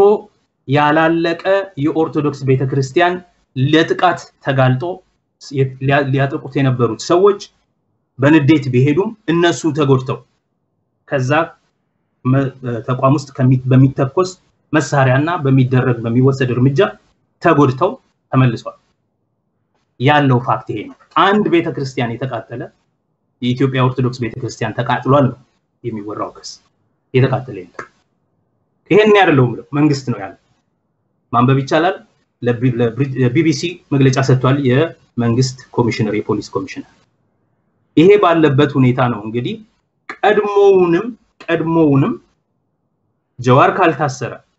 የኦሮሞ አክቲቪስቶች፣ የኦሮሞ ፖለቲከኞች እነ ጸጋዬ እነ በቀለ ገርባ እነ እንትና ካልታሰሩ፣ ኦኤምኤን ካልተዘጋ፣ ኦነግ ከሀገር ካልወጣ፣ እነ ዳውድ ኢብሳ ካልታሰሩ እኛ አማሮች የአማራ ዴሞክራቲክ ፓርቲ የተባለው አዴፓ ከኦህዴድ ጋር ከኦዴፓ ጋር አንሰራም ብለው ቅድመ ሁኔታ አስቀምጠው ስለ አዲስ አበባ መናገር ካላቆማችሁ፣ ልዩ ጥቅም ምናምን ማለት ካላቆማችሁ፣ የኦሮሞ ብሔርተኞችን ከአካባቢያችሁ ካላስወገዳችሁ፣ እነ ለማ የተባረሩት በዚህ ምክንያት ነው፣ እነ ጠይባ የተባረሩት በዚህ ምክንያት ነው። ይሄን ካላደረጋችሁ በቀር አብረናችሁ አንሰራም እስከማለት የተደረሰበት ሁኔታ ነበር። ያንኑ እርምጃ በየጊዜው ጫና ሲያደርጉ ይሄን የሚደረገው ከውስጥ በአዴፓ በኩል እና በኢዜማ በኩል፣ ኢዜማ የቤተ መንግስት ፓርቲ ነው ብዬ ነው ማምነው እኔ። እነሱም አልቃይኩዱም። ይሄን ፍኖተ ካርታዊኛ ነው ይላሉ፣ ምክር ምን ሰጠውኛ ነን ይላሉ፣ እንትን ይጻፍ ነው እኛ ነን ይላሉ፣ የድንበር ኮሚሽን ያቋቋም ነው እኛ ነን፣ የእርቀ ሰላም ኮሚሽን ያቋቋም ነው እኛ ነን፣ አሁንም እንደግፋለን። መንግስትን ተክተው መግለጫ የሚሰጡት እነሱ ናቸው። ስለዚህ ኢዜማን እንደ ቤተ መንግስት ፓርቲ ነው የምቆጥረው። በመንግስት ውስጥ ያለው ሌላው የቤተ መንግስት ፓርቲ አዴፓ፣ የሱ አጋር የሆኑት ሙሉ በሙሉ ኢትዮጵያኒስት ፓርቲዎች፣ የቀኝ ዘመም ኢትዮጵያኒስት ፓርቲዎች በሙሉ በኢትዮጵያዊነት ስም በአንድነት ስም እንደዚህ አይነት የአማራ ፖለቲካ የሚያራምዱ ድርጅቶች በሙሉ፣ ይልቁንም ደግሞ በግልጽ ሳይዋሽ በጣም ኦነስት የሆነው ድርጅት አብን፣ የአማራ ብሔራዊ ንቅናቄ የሚባለው ይሄንን ሲናገሩ ሲፎክሩ በየሰልፉ በየስብሰባው በየሚዲያው ሲናገሩ የከረሙት ነገር ነው። ይሄንን ጫና ጠቅላይ ሚኒስትሩ አልተቋቋመም። ህግን ማስከበር ሲገባው፣ ህግ ሲጣስ ህግን ማስከበር ሲገባው የፖለቲካ ማስታገሻ የፖለቲካ ማስደሰቻ አፒዝመንት እያደረገ ቆይቷል። ከዚህ አንፃር ይሄ ጀዋር ይታሰርልን። ጀዋር ለምንድን ነው እንደዚህ አይነት ተጽዕኖ በዚህ ሀገር ላይ የሚኖረው? ጀዋር የውጭ ሀገር ዜግነት አለው። የውጭ ሀገር ዜግነት ያላቸው የሚዲያ ተቋማት፣ ግለሰቦች እንደዚህ አይነት ተጽዕኖ በኢትዮጵያ ፖለቲካ ላይ ለምን ያሳድራሉ የሚለው ጥያቄ በየጊዜው የሚነሳ ጥያቄ ነበር። ያልተቋረጠ የሚዲያ ዘመቻ፣ የሚዲያ ደቦ ይካሄድ ነበር። ይሄ ነገር እየተካሄደ ቆይቶ በቅርቡ ኦህዴድን የማዋሃድ ኦዴፓን ወደ ኢትዮጵያ ብልጽግና ፓርቲ ለመቀየር ኦዴፓን የማፍረስ ወይም ወደ ውህደት ኢህአዴግን ውህደት ውስጥ ለማስገባት ሲባል በኦህዴድ ላይ ስብሰባ ይደረግ ነበር። በስራ አስፈጻሚው 9-6 እንዋሃድ፣ እሺ መደመርን እንቀበል ተባለ። ለማን ጨምሮ 3 ሰዎች ተቃወሙ። ቀጥሎ ይሄ ውሳኔ የሚወሰነው በኦህዴድ ማዕከላዊ ኮሚቴ ስብሰባ ላይ ነው። ከዛ በኋላ በኢህአዴግ ምክር ቤት ነው የሚወሰነው። ስለዚህ በኦህዴድ ማዕከላዊ ኮሚቴ ስብሰባ ላይ አቶ አዲሱ ብድግ ብሎ እንደ ጀዋር ያሉ፣ ምክንያቱም ጀዋር ከአንድ ቀን በፊት ለምን ውህደቱ ትክክል እንዳልሆነ፣ ምን አይነት የህግ ችግር፣ ምን አይነት የፖለቲካ ችግር፣ ምን አይነት የአሰራር ችግር እንደሚያመጣ የሚዘረዝር ረጅም ጽሁፍ ጽፎ አውጥቶ ነበር። በማግስቱ ሰው ይሄን እያነበበ ስለከረመ መነጋገሪያ ስለሆነ ያ ትችት በሚዲያም ቀርቦ ተናግሮ ነበር መሰለኝ ምን ብሎ ይጠይቃሉ ጀዋር ግን እንደዚህ አይነት ተጽዕኖ የሚኖረው የሌላ ሀገር ዜግነት ይዞ ለምንድን ነው ይሄ ለምን ነው የሚፈቀድለት ብለው በማከላዊ ኮሚቴ ውስጥ ይጠይቃሉ በዛ ወቅት ጠቅላይ ሚኒስትሩ የመለሰው መልስ አለ የሱ ጉዳይ ችግር የለው የሱ ብቻ ሳይሆን የሌሎችም የውጭ ሀገር ዜግነት ያላቸው ሰዎች ጉዳይ በቅርቡ መፍትሄ ያገኛል ተብሎ ተመለሰ ብዙም ሳይቆይ በፓርላማ ውስጥ ይሄ ጥያቄ በዛው ቋንቋ ቀደም ሲል ነኢሳት ወዘተ በሚናገሩበት ቋንቋ ይሄንኑ ጀዋርንና ኦኤምኤንን ላይ አትኩሮት የሰጠ ጥያቄ ለጠቅላይ ሚኒስትሩ እንዲቀርብ ተደረገ ጠቅላይ ሚኒስትሩ በጣም በቀጥታ ወደ ጀዋር በሚያመላክት መንገድ እርምጃ ይወሰዳል ብለው ተናግረው ወጡ እርምጃ ይወሰዳል ቀን ይሄ ተደርጎ ማታ በቴሌቪዥን ተላልፎ actually live ነበር ሲተላለፍ የነበረው በኦቤን ላይ እኔ ያየሁት ኦቤን ላይ ነው ማታ ላይ ሴኩሪቲው ሲነሳ ምን ይተበቃል ቀድሞውኑ ሰውኮ እንደዚህ ግንፍል ብሎ ባንድ ጊዜ ወጣው ሲሰማው የነበረው ዛቻ ነው ግንፍል ብሎ ወጣ የታሰበው ሐሳብ በነገራችን ላይ አሁን እንደምንታየው ሰሞኑን እኔም ጽፈው እንደነበረው ያረጋግጥን ያለ ነው የኢትዮጵያ ደህንነት ዋናው ሰው አቶ ደመላሽ ገብረ ሚካኤል ትዕዛዙን እንደሰጠ አቶ መላኩ ፈንታ ያንን ትዕዛዝ ለበታቾቹ ለይሳቅና ለኮማንደር እንዳለ እንዳስተላለፈ እነ ኮማንደር እንዳለ በቀጥታ ልጆቹን አሁኑኑ መሳሪያችሁን ይዛችሁ ሽልክ ብላችሁ ትታችሁት እንድትመጡ ብለው እንዳዘዟቸው የነዛ ንግግር ደግሞ እንደተላለፈ በሚዲያ በተቀርጾ እንደተላለፈ ታውቃላችሁ ይሄንን አረጋግጠናል ትናንትና ይሄንን አረጋግጠናል ብለን በማህበራዊ ሚዲያ ላይ ስንለጥፈው ብዙ የኮማንድ የደህንነት ኃላፊው ያቶ ደመላሽ ገብረ ሚካኤል ወዳጆች ቤተዘመዶች የቅርብ ጓደኞች የተለያዩ ባለስልጣናት እየደወሉ በጽሁፍ እኔን የጠየቁኝ በብዙ አማላጅ ማለት ነው የጠየቁኝ ነገር እንዴ ልጁ ምን አደረገ ጠቅላይ ሚኒስትሩ ነው የተጫወተበት ጠቅላይ ሚኒስትሩ ያዘዘውን ነው የተገበረው አረ ስለፈጠረ ፎቶውን እንኳን አንሳ ብለው በጣም በብዙ በሚያሳዝን ለመመጥ ውስጥ ገቡ የኔ መልስ ይሄን ጠቅላይ ሚኒስትሩ ያደረገው ከሆነ ጠቅላይ ሚኒስትሩ ባዘዘኝ መሰረት ነው ያደረኩት ብሎ ይናገር አንደኛ ሁለተኛ ጠቅላይ ሚኒስትር ስላዘዘህ እንደዚህ አይነት ህገወጥ ተግባር ምትተገብር እንደሆነ እንዳልሆነ በህግ የሚታይ ነው ለማጭበርበር ይልቁኑ ይሄንን ሁሉ ነገር ለማድበስበስ የኦዴድ ካድሬዎች ያደረጉት በሶሻል ሚዲያ ምንድነው አቶ ሽመልስ ገብረ ሚካኤል አቶ ደመላሽ ገብረ ሚካኤል ተይዞ በፖሊስ ቁጥጥር ስር ውሏል የሚል የውሸት ዜና ማሰራጨት ጀመሩ ይሄም አልሆነም ይሄ እንዳልሆነ እስከዚህ ሰዓት ድረስ እኛ አውቃለሁ እና በሁኔታዎቹ ላይ ያለው ሁኔታ ፋክት ይሄ ፋክቱን ሳንይዝ ሌላው ነገር በሙሉ የሾርኒና የሻጥርና የሴራ ጉዳይ ስለሚሆን በዝርዝር ምን እንደሆነ እናንተ ጋዜጠኞች በተለይ እየጠየቃችሁ እያንዳንዱን ሰው አሁን ስሞች ብዙ ነገሮች ወጥተዋል አንደኛ ጀዋርን ራሱን ሁለተኛ እነዚህን አዛዥ ስሞች ስም ዝርዝረን አስቀምጠናል አቶ ደመላሽ ገብረ ሚካኤል አቶ መላኩ ፈንታ አቶ ይስሐቅ የሚባል ኮማንደር እንዳለ እነዚህ ሰዎች ስማቸው አለ እነዚህ ሰዎች ሚዲያ ሰዎች መጠየቅ ትችላላችሁ ማወጣጣት ትችላላችሁ እነሱ ካልመለሱ የበላዮቻቸውን መጠየቅ ትችላላችሁ ጠቅላይ ሚኒስትሩን መጠየቅ ትችላላችሁ አይደለም እኔ አላዘዝኩም የማውቀው ነገር አይደለም አላሉም ጠቅላይ ሚኒስትሩ እስካሁን ድረስ በመግለጫው ይልቁኑ ዛቻ ነው ያስተላልፉት አሁንም እንቀጥላለን ህግ የማስከበር ስራ አረሙን እየነቀልን መሬቱን እናድሳለን እንደዚህ የሚል ዛቻ ነው የተላለፈው አረምና ስንዴ አድርገው ነው አገሩን ይለዩት እና ጠቅላይ ሚኒስትሩ ራሳቸውን ከዚህ ተግባር አላራቁም በማንኛውም መግለጫ እስካሁን ድረስ ትናንት ኦልሞስት መንግስትን ወክሎ የቀረበው ይዜማ ሲደነፋ የነበረው በግልጽ የሚናገሩት ነገር ምንድነው እንዳለ ለምን አልሞተም ጀዋር ነው እየጠየቁ የነበሩት ለምን አልሞተም ለምን ድረሱልኝ ብሎ ይጮሃል ለምን ለመንግስት አልነገረም ኮርስ ለመንግስት ነው የነገረው የተነጋገረው ከመንግስት ጋር ነው ከመንግስት ባለስልጣናት ጋር ነው ልጆቹን እንዲሄዱ ከጠየቁት ጋር ነው በፌስቡክ የለጠፈው ደግሞ እየሆነ ስላለ ሁኔታ በአጠቃላይ ያለው ሰልፍ ያለው ጩኸት ያለው ቀረርቶ እስካሁን ድረስ ለምን አልተገደለም ለምን ተረፈ እና ሌሎች ሰዎች ከዛ ጋር በተያያዘ ለምን ተገደሉ ብዙ የሚጮሁብን በልጆች ህይወት ይቀልዳል ቁማር ይጫወታል ይላሉ ልጆቹን እኮ የገደሉት የመንግስት ሰዎች ናቸው ገዳዮቹን ለምን አትጠይቅም ጀዋር አልገደለም ጀዋር እንዲገድሉ አላነሳሳም ጀዋር እንዲሞቱ አላደፋፈረም ለምን ገዳዩን አትጠይቅም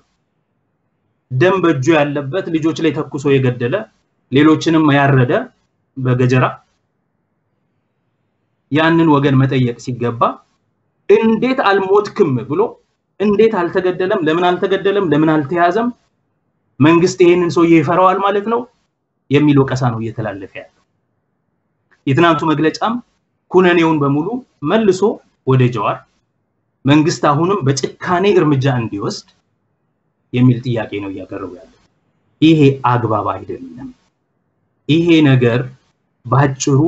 የኦሮሞ ህዝብ ጥያቄን ለማፈን የኦሮሞ ሊህቃንን የኦሮሞ መሪዎችን የኦሮሞ ጥቅምን የሚመለከት መብትንና ጥቅምን የሚጠይቁ ሰዎችን የማጥፋት ይሄን በማድረግ የኦሮሞን ጥያቄ ሊኩዴት በማድረግ ከመንገድ በመግፋት ጠቅላይ ሚኒስትሩና የሱ ቲፎዞዎች እና ይዜማ የሚፈልጉትን ፖለቲካ ብቻ የፖለቲካ ህልም ብቻ ለመተግበር ጥርግያ መንገድ ለመፍጠር የተነሳሱ ይመስላል ይሄን ምንልበት ብዙ ምክንያት አለ የጠቅላይ ሚኒስትሩ መግለጫ የዳንኤል ክብረት የጠቅላይ ሚኒስትሩ አማካሪ የዳንኤል ክብረት ደብዳቤ የኢዜማ መግለጫ የብራኑ ነጋ የጋዜጠኞች ጋር የነበረው ምልልስ በአጠቃላይ የነሱ የማህበራዊ ሚዲያ የማህበራዊ ድረገጽ አክቲቪስቶች ሰሞኑን አንድ ሳምንት ሙሉ ሲወተውቱ የኖሩትን ነገሮች ማየት ይችላል በተለያዩ የዓለም ከተሞች በተለይ ደግሞ በአሜሪካን ሀገር የተደረጉ ሰልፎችን ማየት ይችላል ይሄ ለረጅም ጊዜ ሲሰራበት የቆየ ጀዋርን እንደ ግለሰብ ሳይሆን ኦኤምኤንን እንደ ሚዲያ ተቋም ሳይሆን በአጠቃላይ የኦሮሞን ህዝብ ደግሞ ታርጌት በማድረግ በአጠቃላይ የኢትዮጵያን ሌሎች ብሔረሰቦችና ህዝቦች ጥያቄዎችን ጭምር ኢንቲሚዴት ለማድረግ በማስፈራራት በማሸበር አውራውን ግደል መንጋው ይበተናል በሚል መርህ የተደረገ የቆየ ዘመቻ እና ይሄ እርምጃ የሚናገረው ነገር ኢትዮጵያ የቆየ ያልተፈታ ችግሯን አሁን በኃይል ተግባር ለመፍታት ጥረት እያደረገች ነው በያምናለሁ ሁለት ነገር ልናገርና ይሄን ጥያቄ በዚሁ ቋጫዋለሁ ኢትዮጵያ ውስጥ መሰረታዊ ጥያቄዎች አሉ የኢትዮጵያ ኢምፓየር ፖለቲካ የማንነት ፖለቲካ ለምን አቢሲኒያ ማለት ኢትዮጵያ የሚባል ሀገር ከ1946 በፊት ፎርማሊ በህግ አይታወቅም በ1946 ነው በዩናይትድ ኔሽንስ ኢትዮጵያ ተብሎ የተመዘገበው ታንክስ ቱ ሲልቪያ ፓንክረስት እስከዛ ድረስ አቢሲኒያ ነው ይሄ ባንዲራችን ዘላለማዊ ነው ምናምን የሚባለው ወሬ አልነበረም ባንዲራው ሚኒሊክ ይዞት የዘመተው ባንዲራ አይደለም እነሱም ያውቃሉ እኛም እናውቃለን የታሪክ ሰዎችም ያውቃሉ ይሄ እያጭበረበሩ መኖር አይቻልም አሁን ሚኒሊክ የዘመተ ኢትዮጵያውያን የዘመቱበት ያዩት የሄዱት ባንዲራ ይሄን አልነበር ይሄ አይደለም የነበረው ባንዲራ ይሄ ባንዲራ አይታወቅም ሚኒሊክ እንኳን ባንዲራ ሊሰጡን ሲሞክሩ እንደውም የተዘቀዘቀ ነው አሁን ያለው አይደለም መሐሉ ላይ ያለውም ሌላ ነገር ነበር በ1931 እስከ 35 በነበረ ጊዜ ደግሞ እንደውም ጣሊያኖቹ ሌላ ባንዲራ ኢታሊያን ስት አፍሪካ ባንዲራ አርገውበት ነበር ከ1941 በኋላ ሌላ አይነት አንዴ ጥቁር አንበሳ አንዴ ሌላ አንበሳ አንዴ ጦር ያዘ አንበሳ አንዴ ይያለ የከረመ ባንዲራ ነው እስከ 1946 ድረስ የነበረችው አቢሲኒያ በሊግ ኦፍ ኔሽንስ የተመዘገበው ስሙ አቢሲኒያ ነው አቢሲኒያ ወደ ኢትዮጵያ ዘመናዊ ኢትዮጵያ የተባለው የኢትዮጵያ ኢምፓየር ጋር ስትሄድ የተገበረችው ፖለቲካ የማንነት ፖለቲካ አንድ ወጥ የሆነ አገራዊ ማንነትን አንድ ወጥ የሆነ አገረ መንግስት ለመገንባት አገረ መንግስታዊ ማንነት መገንባት ስላልተቻለ ስላልፈለጉ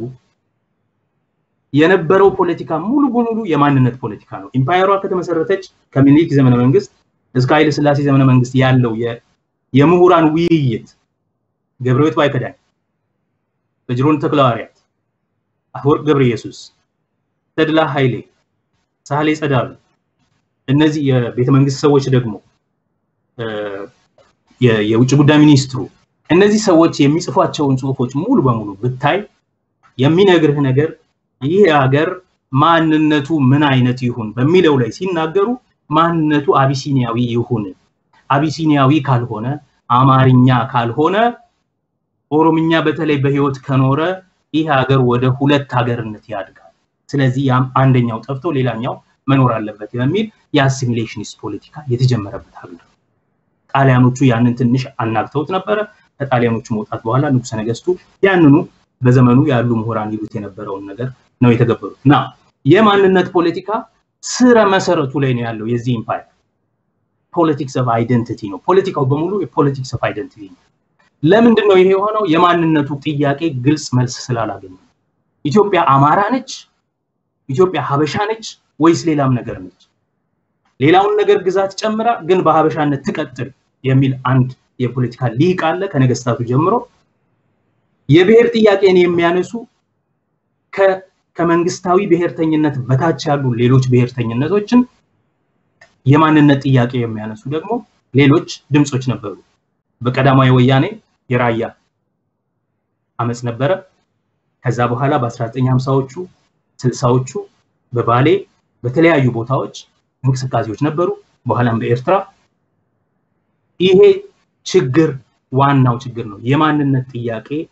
የማንነት ፖለቲካ ሰፊው ፖለቲካ የአይደንቲቲ ፖለቲክስ የማንነት ፖለቲካ ምንድነው መገለጫው ሁለት መንገድ ነው የሚይዘው አንደኛው የተመሳሳይነት የአንድነት መልክ ይዛል ፖለቲክስ ኦፍ ሴምነስ ሌላኛው የልዩነት ወይም ፖለቲክስ ኦፍ ዲፈረንስ ይኖረዋል የሰሜናዊ ሊህቅ የኢምፓየሩ ኮር ሰዎች የሚያራምዱት ፖለቲካ ፖለቲክስ ኦፍ ሴምነስ ነው ያው የማንነት ፖለቲካ ነው ግን የሚያራምዱት የማንነት ፖለቲካ ሁላችንም አንድ ነን ሁላችንም አንድ ነው መሆን ያለበት ተመሳሳይ ነን ተመሳሳይ ነው መሆን ያለበት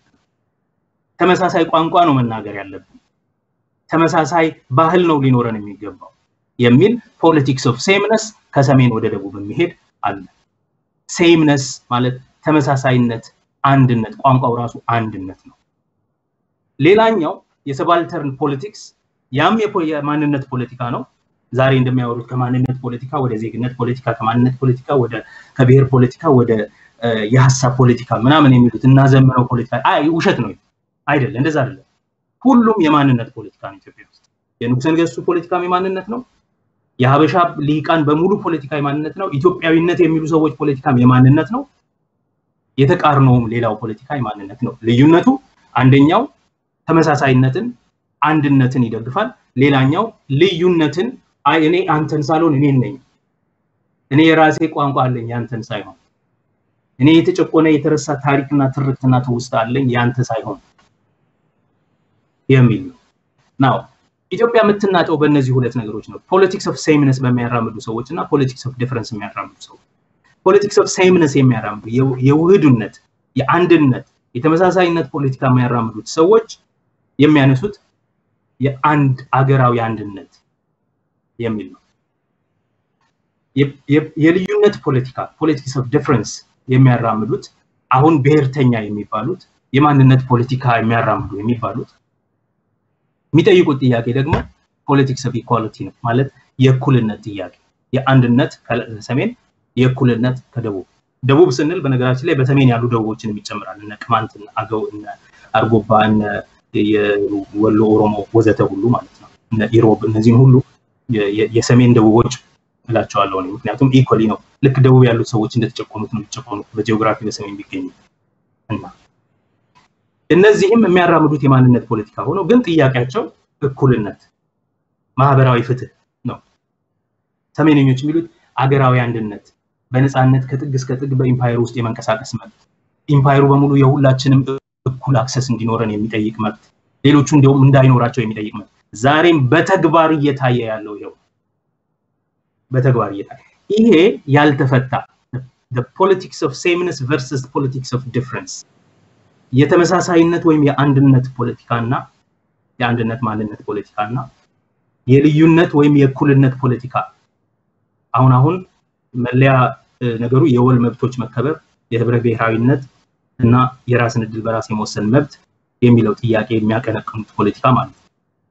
የነዚህ ሁለቱ ግጭት ነው መደመር የሚለውንም ኮንሰፕት በጣም በጥርጣሬ እንድናየው አንሴትልድ የሆነ ሳይደርስ የጠፋ ሐሳብ ያደረገው እንዲሁ በጉልበት ህዝቡ ላይ ለመጫን ሲሞከር አንድ ሰው በቅርብ እንዳለው በማህበራዊ ድረገጽ ላይ አርብ ተመርቆ ሮብ የተረገመ መጽሐፍ ተባለ ትክክል ነው ተመርቆ ሳምንት ሳይሆነው ነው የተቃጠለው ኢትዮጵያ ውስጥ ይሄ መጽሐፍ ለምንድን ነው መደመር እንደዚህ አይነት አደጋ ውስጥ ይገባው ብለ ካሰብ አንሪዞልቭድ የሆነው ያልተፈታው ታሪካዊ ተቃርኖ ኢትዮጵያ ውስጥ የማንነት ፖለቲካ ተቃርኖ ስላለና እሱን ከግንዛቤ የሚከት እሱን ተቃርኖ በተገቢው መንገድ ነባራዊ ሁኔታውን በግንዛቤ በከተተ መንገድ ስለማይተነትን ለዚህ ተቃርኖም ትክክለኛ የሆነ የመፍትሄ ሐሳብ ስለሌለው ባዶ የሆነ ንግግር ሬቶሪክ ስለሆነ ለዛም ነው ቁጣው በመጽሐፉም ላይ የተገለጠው ማለት ነው ይሄ ጥያቄ ለምንድን ነው ጎልቶ የሚወጣው ምክንያቱም ይሄ ወደ ትርክቶቹ ይወስደናል ምን አይነት ትርክቶች አሉ ኢትዮጵያ በ1991 የተጋረጠባት አንድ ችግር ነበር አንድ ያልተማከለ ስርዓት ማድረግ ምክንያቱም በአሃዳዊነት ተወጥሮ ታፍኖ የተያዘ ስለነበረ የመንግስት አወቃቀሩን ያልተማከለ ማድረግ ሁለት ፖለቲካውን እንዳለ ዴሞክራታይዝ ማድረግ ዴሞክራሲ እንዲገባበት ማድረግ የዴሞክራሲ ንፋስ እንዲነፍስበት ማድረግ ሶስት ህገ መንግስታዊ የሆነ ትራንስፎርሜሽን ኮንስቲቱሽናል ትራንስፎርሜቲቭ ኮንስቲቱሽናሊዝም ይሉታል ለምሳሌ አንተ በምትኖርበት ሀገር ደቡብ አፍሪካ የሆነው እሱ ነው ትራንስፎርሜቲቭ ኮንስቲቱሽናሊዝም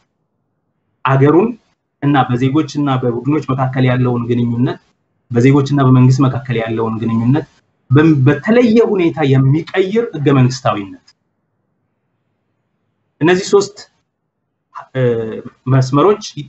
ተጋርጠውበት ነበር የሽግግር መንግስቱ ማለት ነው የአገሪቱን አወቃቀር በተወሰነ መንገድ እንዳይማከል ማድረግ ፖለቲካውን ዴሞክራታይዝ ማድረግ ምህዳሩን ማስፋት መድበለ ፓርቲ ማድረግ እና የመንግስትና የዜጎችን ግንኙነት ህገ መንግስታዊ በሆነ መንገድ ትራንስፎርም ማድረግ መቀየር ማደስ ያስፈልግ ነበር በቅርጽ ሲታይ እነዚህ ሶስት ነገሮች ሆነዋል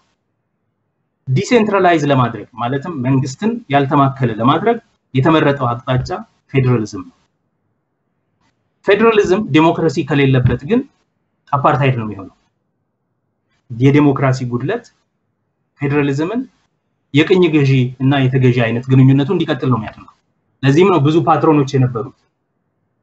ሰለሞን አስገዶም ኦሮሚያን ያስተዳድራል ቢተው በላይ ደቡብን ያስተዳድራል እንትና አፋርን ያስተዳድራል ዮሐንስ ገብረ ኪዳን ጋምቤላን ያስተዳድራል ወዘተ የምንለው እኮ እነዚህ ቫይስ ሮይስ ነበሩ ይሄ የሆነው ለምንድን ነው ዴሞክራሲ በሌለበት ሁኔታ ፌደራሊዝም ስታደርግ የቅኝ ገዢና ተገዢ ግንኙነት ነው የሚኖረው የፓትሮኖች ግንኙነት ነው የሚሆነው እኩልነትን አያመጣም ግን ለምንድን ነው የፌደራሊዝም ጉዳይም የዴሞክራሲ ጉዳይም የህገ መንግስታዊ ትራንስፎርሜሽን ጉዳይም በቃ ማይሰራ የሆነው ኢትዮጵያ ውስጥ ብለን ጠይቅ ግልጽ ያልሆነ የታሪክ ትንተና ይሄ ሀገር በእውነቱ ዲኮሎናይዝ ነው መደረግ ያለበት ወይስ ዲሞክራታይዝ ነው መደረግ ያለበት ምክንያቱም ኢምፓየሩ ሰሜን ዲሞክራታይዝ ማድረግ ሊበቃው ይችላል ደቡብ ግን ስትሄድ ዲሞክራታይዜሽን ብቻ አይደለም ዲኮሎናይዜሽን ነው ለምሳሌ የስም ለውጦች ምናምን የመጡት ለዚህ እኮ ነው ይሄንን ሰፊ ጊዜ ወስደን ልናወራበት እንችላለን ደቡብ ላይ የራስን እድል በራስ መወሰን የቡድኖች መብት ምናምን የምንለው እኮ የዲኮሎናይዜሽኑ አንዱ አስፔክት ስለሆነ ብዙ ሌሎችም ነገሮች አሉ ዛሬ ድረስ ስም ለምን ይቀየራል ስማችንን እናስመልሳለን ወዘተ የሚለው ጥያቄ so decolonized ሳይሆን አንድ ሀገር ዲሞክራታይዝ ሊደረግ ይችላል በነገራችን ላይ ይሄ ደቡብ አፍሪካ ማሁን ያለው ነገር ነው ስለዚህ የደቡብ አፍሪካ ቀዳማዊው ችግር ቀዳማዊው ኃጢያት የሚባለው the original sin የሚጀምረው ከ1652 ነው እንጂ ከ1948 አፓርታይድ ስልጣን የአፓርታይድ ስርዓት ከተዘረጋበት ናሽናል ፓርቲ ስልጣን ከያዘበት ቀን አይደለም የማንዴላም ስህተት ችግሩን ለመፍታት የሚጀምረው ከ1948 እንጂ ከመጀመሪያው ከ1652 አይደለም የሚሉ ያሁን ዘመን ክሪቲካል በጣም ሂሳዊ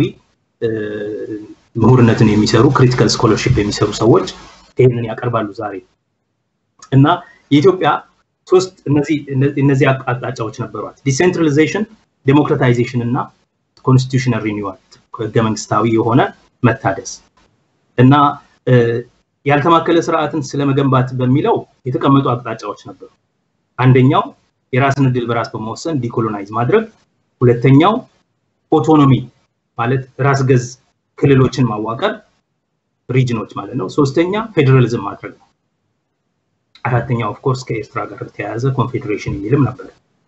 ኢትዮጵያ የመረጠችው በደርግ ዘመን የተሞከረውን የኦቶኖሚ ስርዓት የራስ ገዝነት አስተዳደር ሳይሆን ፌደራሊዝም ኦፍ ኮርስ ፌደራሊዝሙ ግን ከብሔር ጥያቄ የመነጨ ፌደራሊዝም ስለሆነ የራስን ዕድል በራስ የመወሰን መብት የሚለውን ተቀብሏል ይሄን ሲቀበል በተወሰነ ደረጃ የዲኮሎናይዜሽን ስራ እንዳለ ምክንያቱም የራስን ዕድል በራስ መወሰን የሚለው መብት በአለም ዙሪያ የሚታወቀው የዲኮሎናይዜሽን ቱል ቅኝ የተገዙ ሀገሮች ነፃ የሚወጡበት መጀመሪያው የህግ መሰረት የራስን ዕድል በራስ መወሰን እዚህ የተወሰነ ደረጃ በሰሜንና በደቡብ መካከል ያለው ግንኙነት የቅኝና የቅኝ ገዢ ግንኙነት ነው የሚል አሰምፕሽን እሳቤ እንዳለው ማየት ይቻላል ነገር ግን ሙሉ በሙሉ እስከ ያው ህገ መንግስቱ የሚናገረው እስከ የራስን ዕድል በራስ መወሰን እስከ መገንጠል ድረስ ይላል ነገር ግን ወዲያውኑ ምንድነው ያደረገው ብሔረሰቦችና ህዝቦች ከ91 እስከ 95 ባለው ጊዜ የራሳቸውን ዕድል በራሳቸው ወሰነው በፍላጎታቸው ወደ ፌዴሬሽኑ ስለገቡ የዲኮሎናይዜሽኑ ፕሮጀክት በ3 አመታት በ4 አመታት አልቆ አሁን ያንን ዕድል ተጠቅመው የዲኮሎናይዜሽን ቱል የሆነው ዕድል ተጠቅመው የጋራ የፖለቲካና የኢኮኖሚ ማህበረሰብ ለመስረት በፌደራሊዝም ጥላ ስር አንድ ሆነዋል የሚል አማራጭ ነው የተቀመጠው ነገር ግን ለምንድነው ችግሩ ያልተፈታው የራስን ዕድል በራስ መወሰንም ተጠቅመው ማለት እንዲተጋው ሆኖ ፌደራሊዝምም ሆኖ ለምንድነው ኢትዮጵያ ውስጥ የማንነት ጥያቄ የማንነት ፖለቲካ ሬዞሉሽን ያላገኘው ለምንድነው የልዩነትና የተመሳሳይነት የአንድነትና የእኩልነት ወዘተ ዳያሎጉ ሬዞሉሽን ያላገኘው መፍትሄ ያላገኘው መሰረታዊ አገረ መንግስታዊ ተቃርኖም መፍትሄ ያላገኘው ለምንድነው ብለህ ካሰብ ምንም እንኳን ያልተማከለ ስርዓት ለመገንባት አቅጣጫ ይያዝም ዲሞክራሲ የጎደለው ስለሆነ ዲሞክራሲያዊነት የሌለው ሁኔታ ደግሞ መቼም ቢሆን ፌደራሊዝምም ራስ ገዝም ምንም ብትለው ትርጉም ስለሌለው በዛ ምክንያት ጥያቄው ታምቆ ታፍኖ ከርሟል ለዛ ነው ዛሬም የብሔር ጥያቄዎች ከመቼውም ጊዜ በላይ ገነው ወጥተው ብሔርተኝነት ከመቼውም ጊዜ በላይ ገነው ወጥቶ ህዝቦች አንደኛው የሚጠይቀውን መብት ሌላኛው በዛ መብት ላይ ለመቆም የሚሯሯጡ እና ይሄ ችግር ባለበት ሁኔታ የማንነት ጥያቄ መሰረታዊ የኢትዮጵያ ፖለቲካ ባህል ዋና መገለጫው ሆኖ ባለበት ሁኔታ ይሄን የማንነት ጥያቄ በመርሳት የማንነት ጥያቄ የሚገልጠውን መንግስታዊ ተቃርኖ በመርሳት ወይ በማድበስበስ መደመር ወዘተ ብለህ ስትመጣ ከዚህ ንግግር ቀጥሎ የሚመጣው አንደኛ በህገ መንግስቱ ዕውቅና የተሰጠውን የራስን ዕድል በራስ የመወሰን መብት በአጠቃላይ የቡድኖችን የወል መብቶች ሁለተኛ ህገ መንግስቱን ራሱ በብሔረሰቦችና ህዝቦች የራስን ዕድል በራስ መወሰን መብት ውጤት ሆኖ የመጣው ህገ መንግስት ራሱ የመቃረን አደጋ ውስጥ ምትገባው ናው እዛ ውስጥ ስትገባ ነው እንግዲህ ያለ መተማመኑ ጥግ ድረስ የሚሄደው ማለት ነው በህዝቦች መካከል ያለው አለመተማመን በሊህቃን መካከል ያለው አለመተማመን ጥግ ድረስ ተጎትቶ ያለው ይሄ ጥያቄ ነው በብዙ ፖለቲካ አጀንዳ ለመተባበር ላለመተባበር አዴፓና ኦዴፓ ለመተባበር ላለመተባበር እነዚህ ጥያቄዎች ላይ ነው የሚነጋገረው ኢዜማ ሌሎችን የሚኮንንበት ምክንያት ዛሬ ተነስቶ ጀዋር መወገድ አለበት ጀዋር ላይ አነጣጥሮ ወደ ሚዲያው የሚያነጣጥረው ሚዲያው ላይ አነጣጥሮ ሌሎች የኦሮሞ አክቲቪስቶች ላይ የሚያነጣጥረው የኦሮሞ አክቲቪስቶች ላይ ያነጣጠረ ሌሎች የብሔርተኛ ቡድኖች ላይ የሚያነጣጥረው በአጠቃላይ ህብረ ብሔራዊነት ላይ ህገ መንግስቱ ላይ የሚያነጣጥሩበት ምክንያት ያልተቋጨ የማንነት ፖለቲካ አለ የማንነት ፖለቲካ ውስጥ ደግሞ አንዴ የአንድነት ማንነት ፖለቲካ የተመሳሳይነት ፖለቲክስ ኦፍ ሴምነስ ሌላ ጊዜ የመለየት የልዩነት ፖለቲክስ ኦፍ ዲፈረንስ ፖለቲካ ከዚህ ጽንፍ ወደዛ ጽንፍ የሚያላጋው የፖለቲካ ባህል ስለሆነ ያንን ጥያቄ ፍለፊት ቁጭ ብሎ ከመፍታት ይልቅ በአሻጥር በሴራ በማጭበርበር በሆነ አይነት አዳዲስ ቋንቋ ፈጥሮ ለማምለጥ ፖለቲካችንን እናዘምናለን የዜግነት ፖለቲካ ይኖረናል ከማንነት ፖለቲካ መስዳት አለብን ባህልና ፖለቲካ መራራቅ አለበት ምን ነው ባህልና ፖለቲካ ከመራራቅ በፊት ባህልና መሳሪያ ብረት እንድታራራቅ ፖለቲካና ብረት እንድታራራቅ ምን አለ የታጠቁ ኃይሎች ፖለቲካ መስራት እንደማይችሉ ብታደርግ ምን አለ ለምንድነው ሰሜናዊ በሙሉ ዛሬ እስከ አፍንጫው ድረስ መሳሪያ የሚታጠቀው ለያንዳንዱ ቤተሰብ መሳሪያ መግዛት አለብን ተብሎ ከአሜሪካ ድረስ ገንዘብ ተሰብስቦ ለያንዳንዱ የአማራ ቤተሰብ መሳሪያ ቢገዛ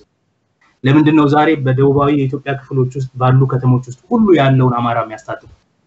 ይሄ ነው ዲሞክራሲ ይሄ ነው ያልተማከለ ስርዓት ይሄ ነው የሰዎችን እኩልነትና የአንድነት የፖለቲክስ ኦፍ ሴምነስ የሚያበረታታው አይደለም ባህልን ከፖለቲካ ለማራቅ ከመሯሯጥ ይልቅ በማንነት በፖለቲካ ብቻ የተቃኘ የኢትዮጵያ ፖለቲካ ባህልን ከእንደዚህ አይነት ነገር ነፃ እናውጣዋለን ብሎ ከማለት ይልቅ ነባራዊ ሁኔታውንም ተገንዝቦ ጭምር ፖለቲካውን ከብረት ማላቀቅ ቢቻል ሰው ያለውን የፖለቲካ ሐሳብ ወደ ገበያ ያመጣ እዛው እየተቻቸ በንግግር ተነጋግሮ የሚያሸንፈው አሸንፎ በድምጽ ብቻ ተበላልጦ ይለያያል መሳሪያ ያስታጠቅ ግን አንዱን ብቻ በተለይ ደግሞ ያስታጠቅ አሁን ፖለቲካ እንሰራለን ብትል ይሄ ዲሞክራሲም አይደለም ፖለቲካም አይደለም ይሄ ሽፍትነት ነው አሁን ቤተ መንግስት የገባ ሽፍትነት ነው ያለው እና ይሄ ነው ዋናው ችግር በአጠቃላይ ጀዋር ላይ አነጣጥሮ የሚያነጣጥረው ሌላ የ50 ዓመት ፖለቲካ ጉዳይ ነው ምክንያቱም ይሄንን ጥያቄ ይሄንን የማንነት ፖለቲካ ውስጥ ያሉ የልዩነትና የአንድነትን ክርክሮች ምንፈታው የልዩነት ፖለቲካ የሚያራምዱትን ሰዎች ሙሉ በሙሉ በመደምሰስ ነው ወይም ሊህቃኑን በማጥፋት አውራውን በመግደል መንጋውን በመበተን ነው የሚል ትንታኔ ነው ያላቸው ከዚህ የተነሳ ነው እንደዚህ ያለ ተግባር ውስጥ የገቡት ከዛም አልፈው አሁን እንደምታየው በሰልፎቹ በጽሁፎቹ በሶሻል ሚዲያ ላይ የምታየው በሙሉ የኦሮሞ አክቲቪስቶችን ስም ማጠልሸት ከነሱ ጀርባ የብሔር ጥያቄን አብሮ ለማጥፋት የብሔርተኝነትን ሐሳብ የሚያቀነቅኑ ሰዎችን ለማጥፋት በደንብ ፕሮጀክት ተይዞበት ፕሮግራም ተደርጎ ምክንያቱም አክቲቪስቶቹን ስም ካጠፋ አክቲቪስቶቹን እንዲወገዱ ከፖለቲካ ምህዳሩ ካገለልክ መሪዎችን የፖለቲካ መሪዎችን ሊህቃንን ከምህዳሩ ካገለልክ ተሰሚነት እንዳይኖራቸው ስማቸውን ያጠፋ ከዘመትክባቸው በዚህ መንገድ ጥያቄዎቹን እና ያለውን ሀገራዊ ተቃርኖ ለማለፍ የሚችሉ ይመስላቸዋል ይሄ ደግሞ ከሀገራዊ የፖለቲካ ባህልም የተያያዘ ነው ከሰሜን ፖለቲካ ባህልም ይሄን ሐሳብ ማትቀበለው ከሆነ ማትጋራው ከሆነ ያው የማንነት ፖለቲካ ነው ብያለሁ አንደኛው የመንግስታዊ ብሔርተኝነት ፖለቲካ ነው የሚያራምደው ያኛው ደግሞ የቡድኖችን ብሔርተኝነት ይልቁንም ደግሞ የልዩነት በተለይም ደግሞ የእኩልነት ብሔርተኝነትን የሚያራምድ ነው ግን አንደኛውን ሐሳብ ማሸነፍ በማይችል ጊዜ ይሄ የሚፈታበት መንገድ አለው ቅድም እንዳልኩ በዲኮሎናይዜሽን ዲሴንትራላይዜሽን ኦቶኖሚ ፌደራሊዝም ወዘተ እንደዛ ፍለፊት ተጋፍጦ ታሪኩን ትርክቱን ነባራዊ ሁኔታውን አይቶ ጥያቄውን እንዲፈታ ከማድረግ ይልቅ የተያዘ ያውም ቀላል የሆነ የተያዘ ህገ መንግስታዊ አቅጣጫ ባለበት ሁኔታ ይሄን ሐሳብ የሚያራምዱ ሰዎች ናቸው ችግራችን በማለት ሰዎችን በማጥፋት ጥያቄውን የምታጠፋ እስኪመስል ድረስ ሰፊ የሆነ መጠነ ሰፊ የሆነ ዘመቻ በእኛ ላይ ይካሄዳል እነሱ የሚሉት አውራውን ትመታና መንጋው ይበተናል ከዛ በኋላ ባቋራጭ ማድረግ የምንፈልገው እናደርጋለን ምሳሌ ይሄ ፌደራሊዝም ስርዓት ነው ችግሩን የፈጠረው ስለዚህ እሱን እንሽራለን ህገ መንግስቱ ነው ችግሩን የፈጠረው ስለዚህ ህገ መንግስቱን እንሽራለን ክልሎች መኖራቸው ነው ችግር የፈጠረው ስለዚህ ክልሎቹን ሰሜን ደቡብ ምስራቅ ምዕራብ ማዕከል እንዲል 5 ክልል አድርገን እናደራጃለን የብሔር ብሔረሰብ የሚል አደረጃጀትን በህግ እናግዳለን በዚህ መንገድ አንድነትን እያሰፋን የአንድ ቡድን የበላይነት እናስቀጥላለን የሚል ካልኩሌሽን እንደዚህ አይነት የሆነ ስሌት ያለው ያለፈበት አንድ አይነት የማንነት ፖለቲካ በሌላኛው ላይ የበላይነት እንዲኖረው ይሄንንም ፖለቲካ ደግሞ ለማስፈጸም ይሄንንም ሐሳብ ለማስተግበር ተቃራኒውን ሐሳብ የሚናገሩ ሰዎችን ማጥፋት መግደል፣ ማሰር፣ ተሰሚነት ማጥፋት እና ከፖለቲካ ምህዳሩ ውጭ ማድረግ። ይሄ በስትራቴጂ ደረጃ በስርዓት ተይዞ የሚካሄድበት ነው። ይሄ መሆኑን የምታውቀው ትናንት ማታ ዶክተር ብርሃኑ መግለጫ ሲሰጥ ምን ይላል? እንደ ሰሞኑን እንዳየነው ብዙ አይደሉም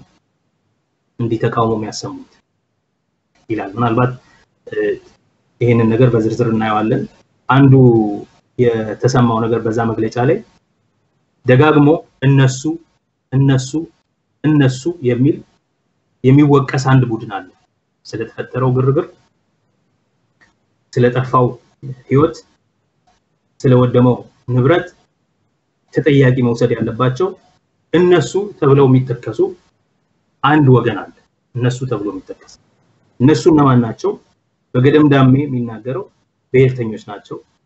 ደግሞ መግለጫውን ያነበበው ሰው እንደጠቀሰው ተከብቤያለሁ በሚል ለህዝብ ጥሪ ያቀረበው ግለሰብ ጀምሮ ይላል። ሚንስ ጀዋር ማለት ነው። እና ችግሩን በሙሉ ጀዋርና የጀዋር ደጋፊዎች ላይ አድርጓል። ስለዚህ እነሱ ብሎ የሚናገራቸው ሰዎች ሰሞኑን እንዳየነው ብዙ አይደሉም ይላል። እና በሱ አገላለጽ የሰፈር ጉልቤዎች፣ የሰፈር ጎረምሶች፣ የመንደር ጢቦዎች የብርሃኑ ነጋ ቃል ነው። እነሱ ናቸው ይሄን የፈጠሩት። ስለዚህ እነሱን በመምታት እነሱ ላይ በህግም ከህግ ውጭም የሆነ እርምጃ በመውሰድ የኢትዮጵያ አንድነት የሚፈልገውን ዋጋ ከፍለን ለዚህ ስንል እስከመጨረሻው መንግስትን እንደግፋለን የሚል ንግግር ይናገራል። ይሄ እንደሚታወቀው ችግርን ፈቶ አያውቅም። የአንድን ሐሳብ የሚያቀነቅኑ ሰዎች ካሉ ያ ሐሳብ ሊፈታ የሚፈልገው ችግር ስላለ ነው። ያን ችግር መፍታት ነው እንጂ ያለበት ችግሩን አርቲኩሌት የሚያደርገውን ችግሩን አንጥሮ የሚናገረውን ሰው በማጥፋት ችግሩን አትፈታው። ስለዚህ የሚናጥ ፖለቲካ አለ። 150 ዓመቱ ነው። በ150 ዓመት ውስጥ አንድ ጥያቄ መመለስ አልቻለም ኢትዮጵያ እንደ መንግስት። ሊቀጥል ከሆነ ያንን ጥያቄ ይመልሳል። መመለሻው ቀላል መንገድ ነው። እነዚህን ኢትዮጵያ ህዝቦች ብሔረሰቦችና ህዝቦች አስተባብሮ በሰላም አቻችሎ አስተባብሮ አከባብሮ ለማኖር የሚያስችል ማዕቀፍ አለ። የፖለቲካ ሐሳብ አለ። የደረጃ አወቃቀር አለ። ብዙ ሀገሮች ይሰሩበት ልምድ አለ። የኛ ደግሞ እነሱ ሲነጋ ሲመሽ እንደሚነግሩን ተዋልዶ ተጋምዶ ተያይዞ ምናምን የኖረ ህዝብ ከሆነ እነሱም እንደሚሉት ባይሆን እንኳን አብሮ መኖር ይችላል። እነሱ እንደሚሉት ባይሆን እንኳን ግን እንደዛ አይነት ህዝብ ከሆነ ደግሞ በጣም በቀላሉ ተባብሮ ተከባብሮ ተቻችሎ ተረባርቦ እንደው እውነትም የነጻነትና የእኩልነት ሀገር አድርጎት ማኖር ይችላል። ነገር ግን ጥያቄውን መካድ መፍትሄ አያመጣም። ጥያቄውን የሚያነሱ ሰዎችን መጨፍጨፍ፣ በመሳሪያ ለማስፈራራት መሞከር፣ ቄሮን መስደብ፣ ኤጀቶን መስደብ፣ በሲዳማ የወላይታ ወጣቶችን መስደብ በወላይታ ይሄ የቆየ ነው። በሚዲያዎቹ በሌት ተቀን ነው የሚደረገው። እንደ ገዳይ ጭራቆች በብትርና በኃይል እንደሚያምኑ ቆንጨራ ይዞ ወጥቶ ሰላማዊ ሰዎችን የሚገለው ግን ሌላው ግን እናስታጥቃለን ብሎ የተናገረ ርዕሰ ብሔር ያለው አማራ ክልል ህዝባችንን እናስታጥቃለን እንጂ አናስፈታ። በየቀኑ ህዝባችንን አስታጥቀን እርምጃ እንወስዳለን እያሉ የሚይዙት የአማራ ክልል አክቲቪስቶች፣ የአማራ ክልል ፓርቲዎች በስልጣን ላይ ካለው መንግስት አንስቶ ከሞተው የደህንነት ኃላፊ የክልሉ የደህንነት ኃላፊ አንስቶ አሳምነው ጽጌ ማለት ነው እስካሁን ያሉት ሁሉ እዛ ነው እንጂ ኦሮሚያ ክልል ወይም ሲዳማ ወይም ወላይታ ወይም ሌላ ቦታ አይደለም። በትጥቅ የሚያምን ወጣት ያለው በትጥቅና በኃይል ተግባር የሚያምን ወጣት ያለው እኛ ነፍጠኞች ነን፣ እኛ እንደዚህ ነን፣ ትምክተኞች ነን እያሉ ቲሸርት እየለበሱ መሳሪያ እየታጠቁ የሚንጓዙ የሚፎክሩ የሚያስፈራሩ ሰዎች ያሉበት እዛ ክልል ነው። ለምንድን ነው ይሄን የሚያደርጉት? በየከተሞቹ ውስጥ ይሄን የሚያደርጉት ሌላውን ወጣት ከቻሉ ገለው ካልቻሉ አስፈራርተው ካልቻሉ ስም አጥፍተው አሁን ለምሳሌ ሰሞኑን አዲስ ትርክ ተጀምሯል። የሞቱት ኦሮሞዎች ናቸው፣ የተጠቁት ኦሮሞዎች ናቸው፣ ከሞት የተረፈው የኦሮሞ አክቲቪስት ነው፣ የዘር ማጥፋት እየደረሰብን ነው ብለው ባለም ሚዲያ ላይ የሚጮሁት ግን አማሮች ናቸው። ዋሽንግተን ዲሲ ሰልፍ ያደረጉትም እነሱ ናቸው። ስንት አማራ ሞተ? ስንት አማራ ለጥቃት ተጋለጠ? ማንም ሰው መልስ አይሰጥም። ቤተክርስቲያን ተቃጠለ ይላል። የት ጋር ማስረጃ የለም። የተጎዱት ናቸው እየተወቀሱ ያሉት። ለምን ይሄ ይሆናል? ይሄን ጥያቄ በማያዳግም ሁኔታ በመስበር ኢትዮጵያን ከነዚህ ብሔርተኞች መታደግ ታሪካዊ ግዴታችን ነው ብለው በዚህ መስመር ተደራጅተው የወጡ ቡድኖች ኢትዮጵያ ውስጥ ስላሉ እና እነሱ ደግሞ የሚዲያ የበላይነት ስላላቸው የቢሮክራሲውን ስለተቆጣጠሩ በመንግስት ውስጥ ደግሞ በብዙ ድጋፍ በጠቅላይ ሚኒስትሩ ጭምር ድጋፍ ተደራጅተው ህዝብ እያስታጠቁ ቡድኖችን እያደራጀው ነው ብሏል ብርሃኑ ነጋ። በየከተሞቹ ለረጅም ጊዜ እያደራጀው ይሄን ነው መስራው ሲል ነበር። ዛሬ ግን ወጥተው እኛ በሐሳብ እንደምናሸንፋቸው ሲያውቁ የሃይማኖት ብጥብጥ በማስነሳት የብሔር ግጭት በመፍጠር አገር ይረብሻሉ ብለው ይወቅሳሉ። የሃይማኖት ችግር የፈጠረው ማለት ነው። ቤተክርስቲያኖች ውስጥ እኮ ነው መሳሪያ አጭቀው ያሉት። ቤተክርስቲያን ውስጥ እኮ ነው የጦርነት ጥሪ የሚሰበከው። የጦርነት አዋጅ በአደባባይ ስም እየተጠራ እከሌ መገደል መታሰር አለበት መንግስት ለምን ዝም ይለዋል እየተባለ ማአት ሚዲያዎች ላይ የሚለቀቁ ነገሮችን ማየት ይቻላል። የሃይማኖት ጦርነት እየጠራ ያለው ማን እንደሆነ ግልጽ እኮ ነው። አንድ ኦሮሞ የሃይማኖት ጦርነት የሚጠራ ሰው አታገኝ። አንድ የደቡብ ሰው ተምታታክ በሙሉ የሚወጣው ከትልቁ ከሲኖድ ጀምሮ በሲኖዱ ዙሪያ ያሉ ከጳጳሱ ዙሪያ ያሉ ሰዎች ጀምሮ ነው እንዲህ ያለ ነገር የሚወጣው። ለምን? ምክንያቱም ይሄንን የፖለቲካ ሽንፈት እንደ መንፈሳዊ ሽንፈት እንደ አገራዊ መንፈሳዊ ሽንፈት አድርገው ስለወሰዱት ሌላ ዳይሜንሽን ቲኦሎጂካል ዳይሜንሽን ሃይማኖታዊ ዳይሜንሽን ገጽታ እየሰጡት ሊንቀሳቀሱ ይፈልጋሉ። እግዚአብሔርም ከኛ ጋር ነው ለማለት። ይሄ ፖለቲካዊ መፍትሄ አይደለም። ይሄ ማንንም አያስደነግጥም፣ ለማንም መፍትሄም አይሆንም፣ ማንንም አያስፈራም። ሰማዩ እንደሆነ እኩል ነው ቅርበቱ ለሁላችን። እግዚአብሔሩ እኩል ነው ቅርበቱ ለሁላችን። የሚለየው መሳሪያ ደግሞ ፖለቲካ አይደለም፣ ጉልበተኛ ወጥቶ የመንደር ጉልቤ ፖለቲካ የጢቦ ፖለቲካ ምናምን እያለ ሲናገር ግን ፈገግ ያስብላል፣ ያስቃል። አንድ የሐሳብ ፖለቲካ ግን ሲያቀርቡ አይተናል። ቀላል እኮ ነው። ኢትዮጵያ ውስጥ የማንነት ፖለቲካ ችግር አለ። ይሄን የማንነት ፖለቲካ ምንፈታበት አንድ ሐሳብ አምጡ የላቸው አለንኛ በስፋት በዝርዝር። ስለዚህ እንከራከር እየጠየቀ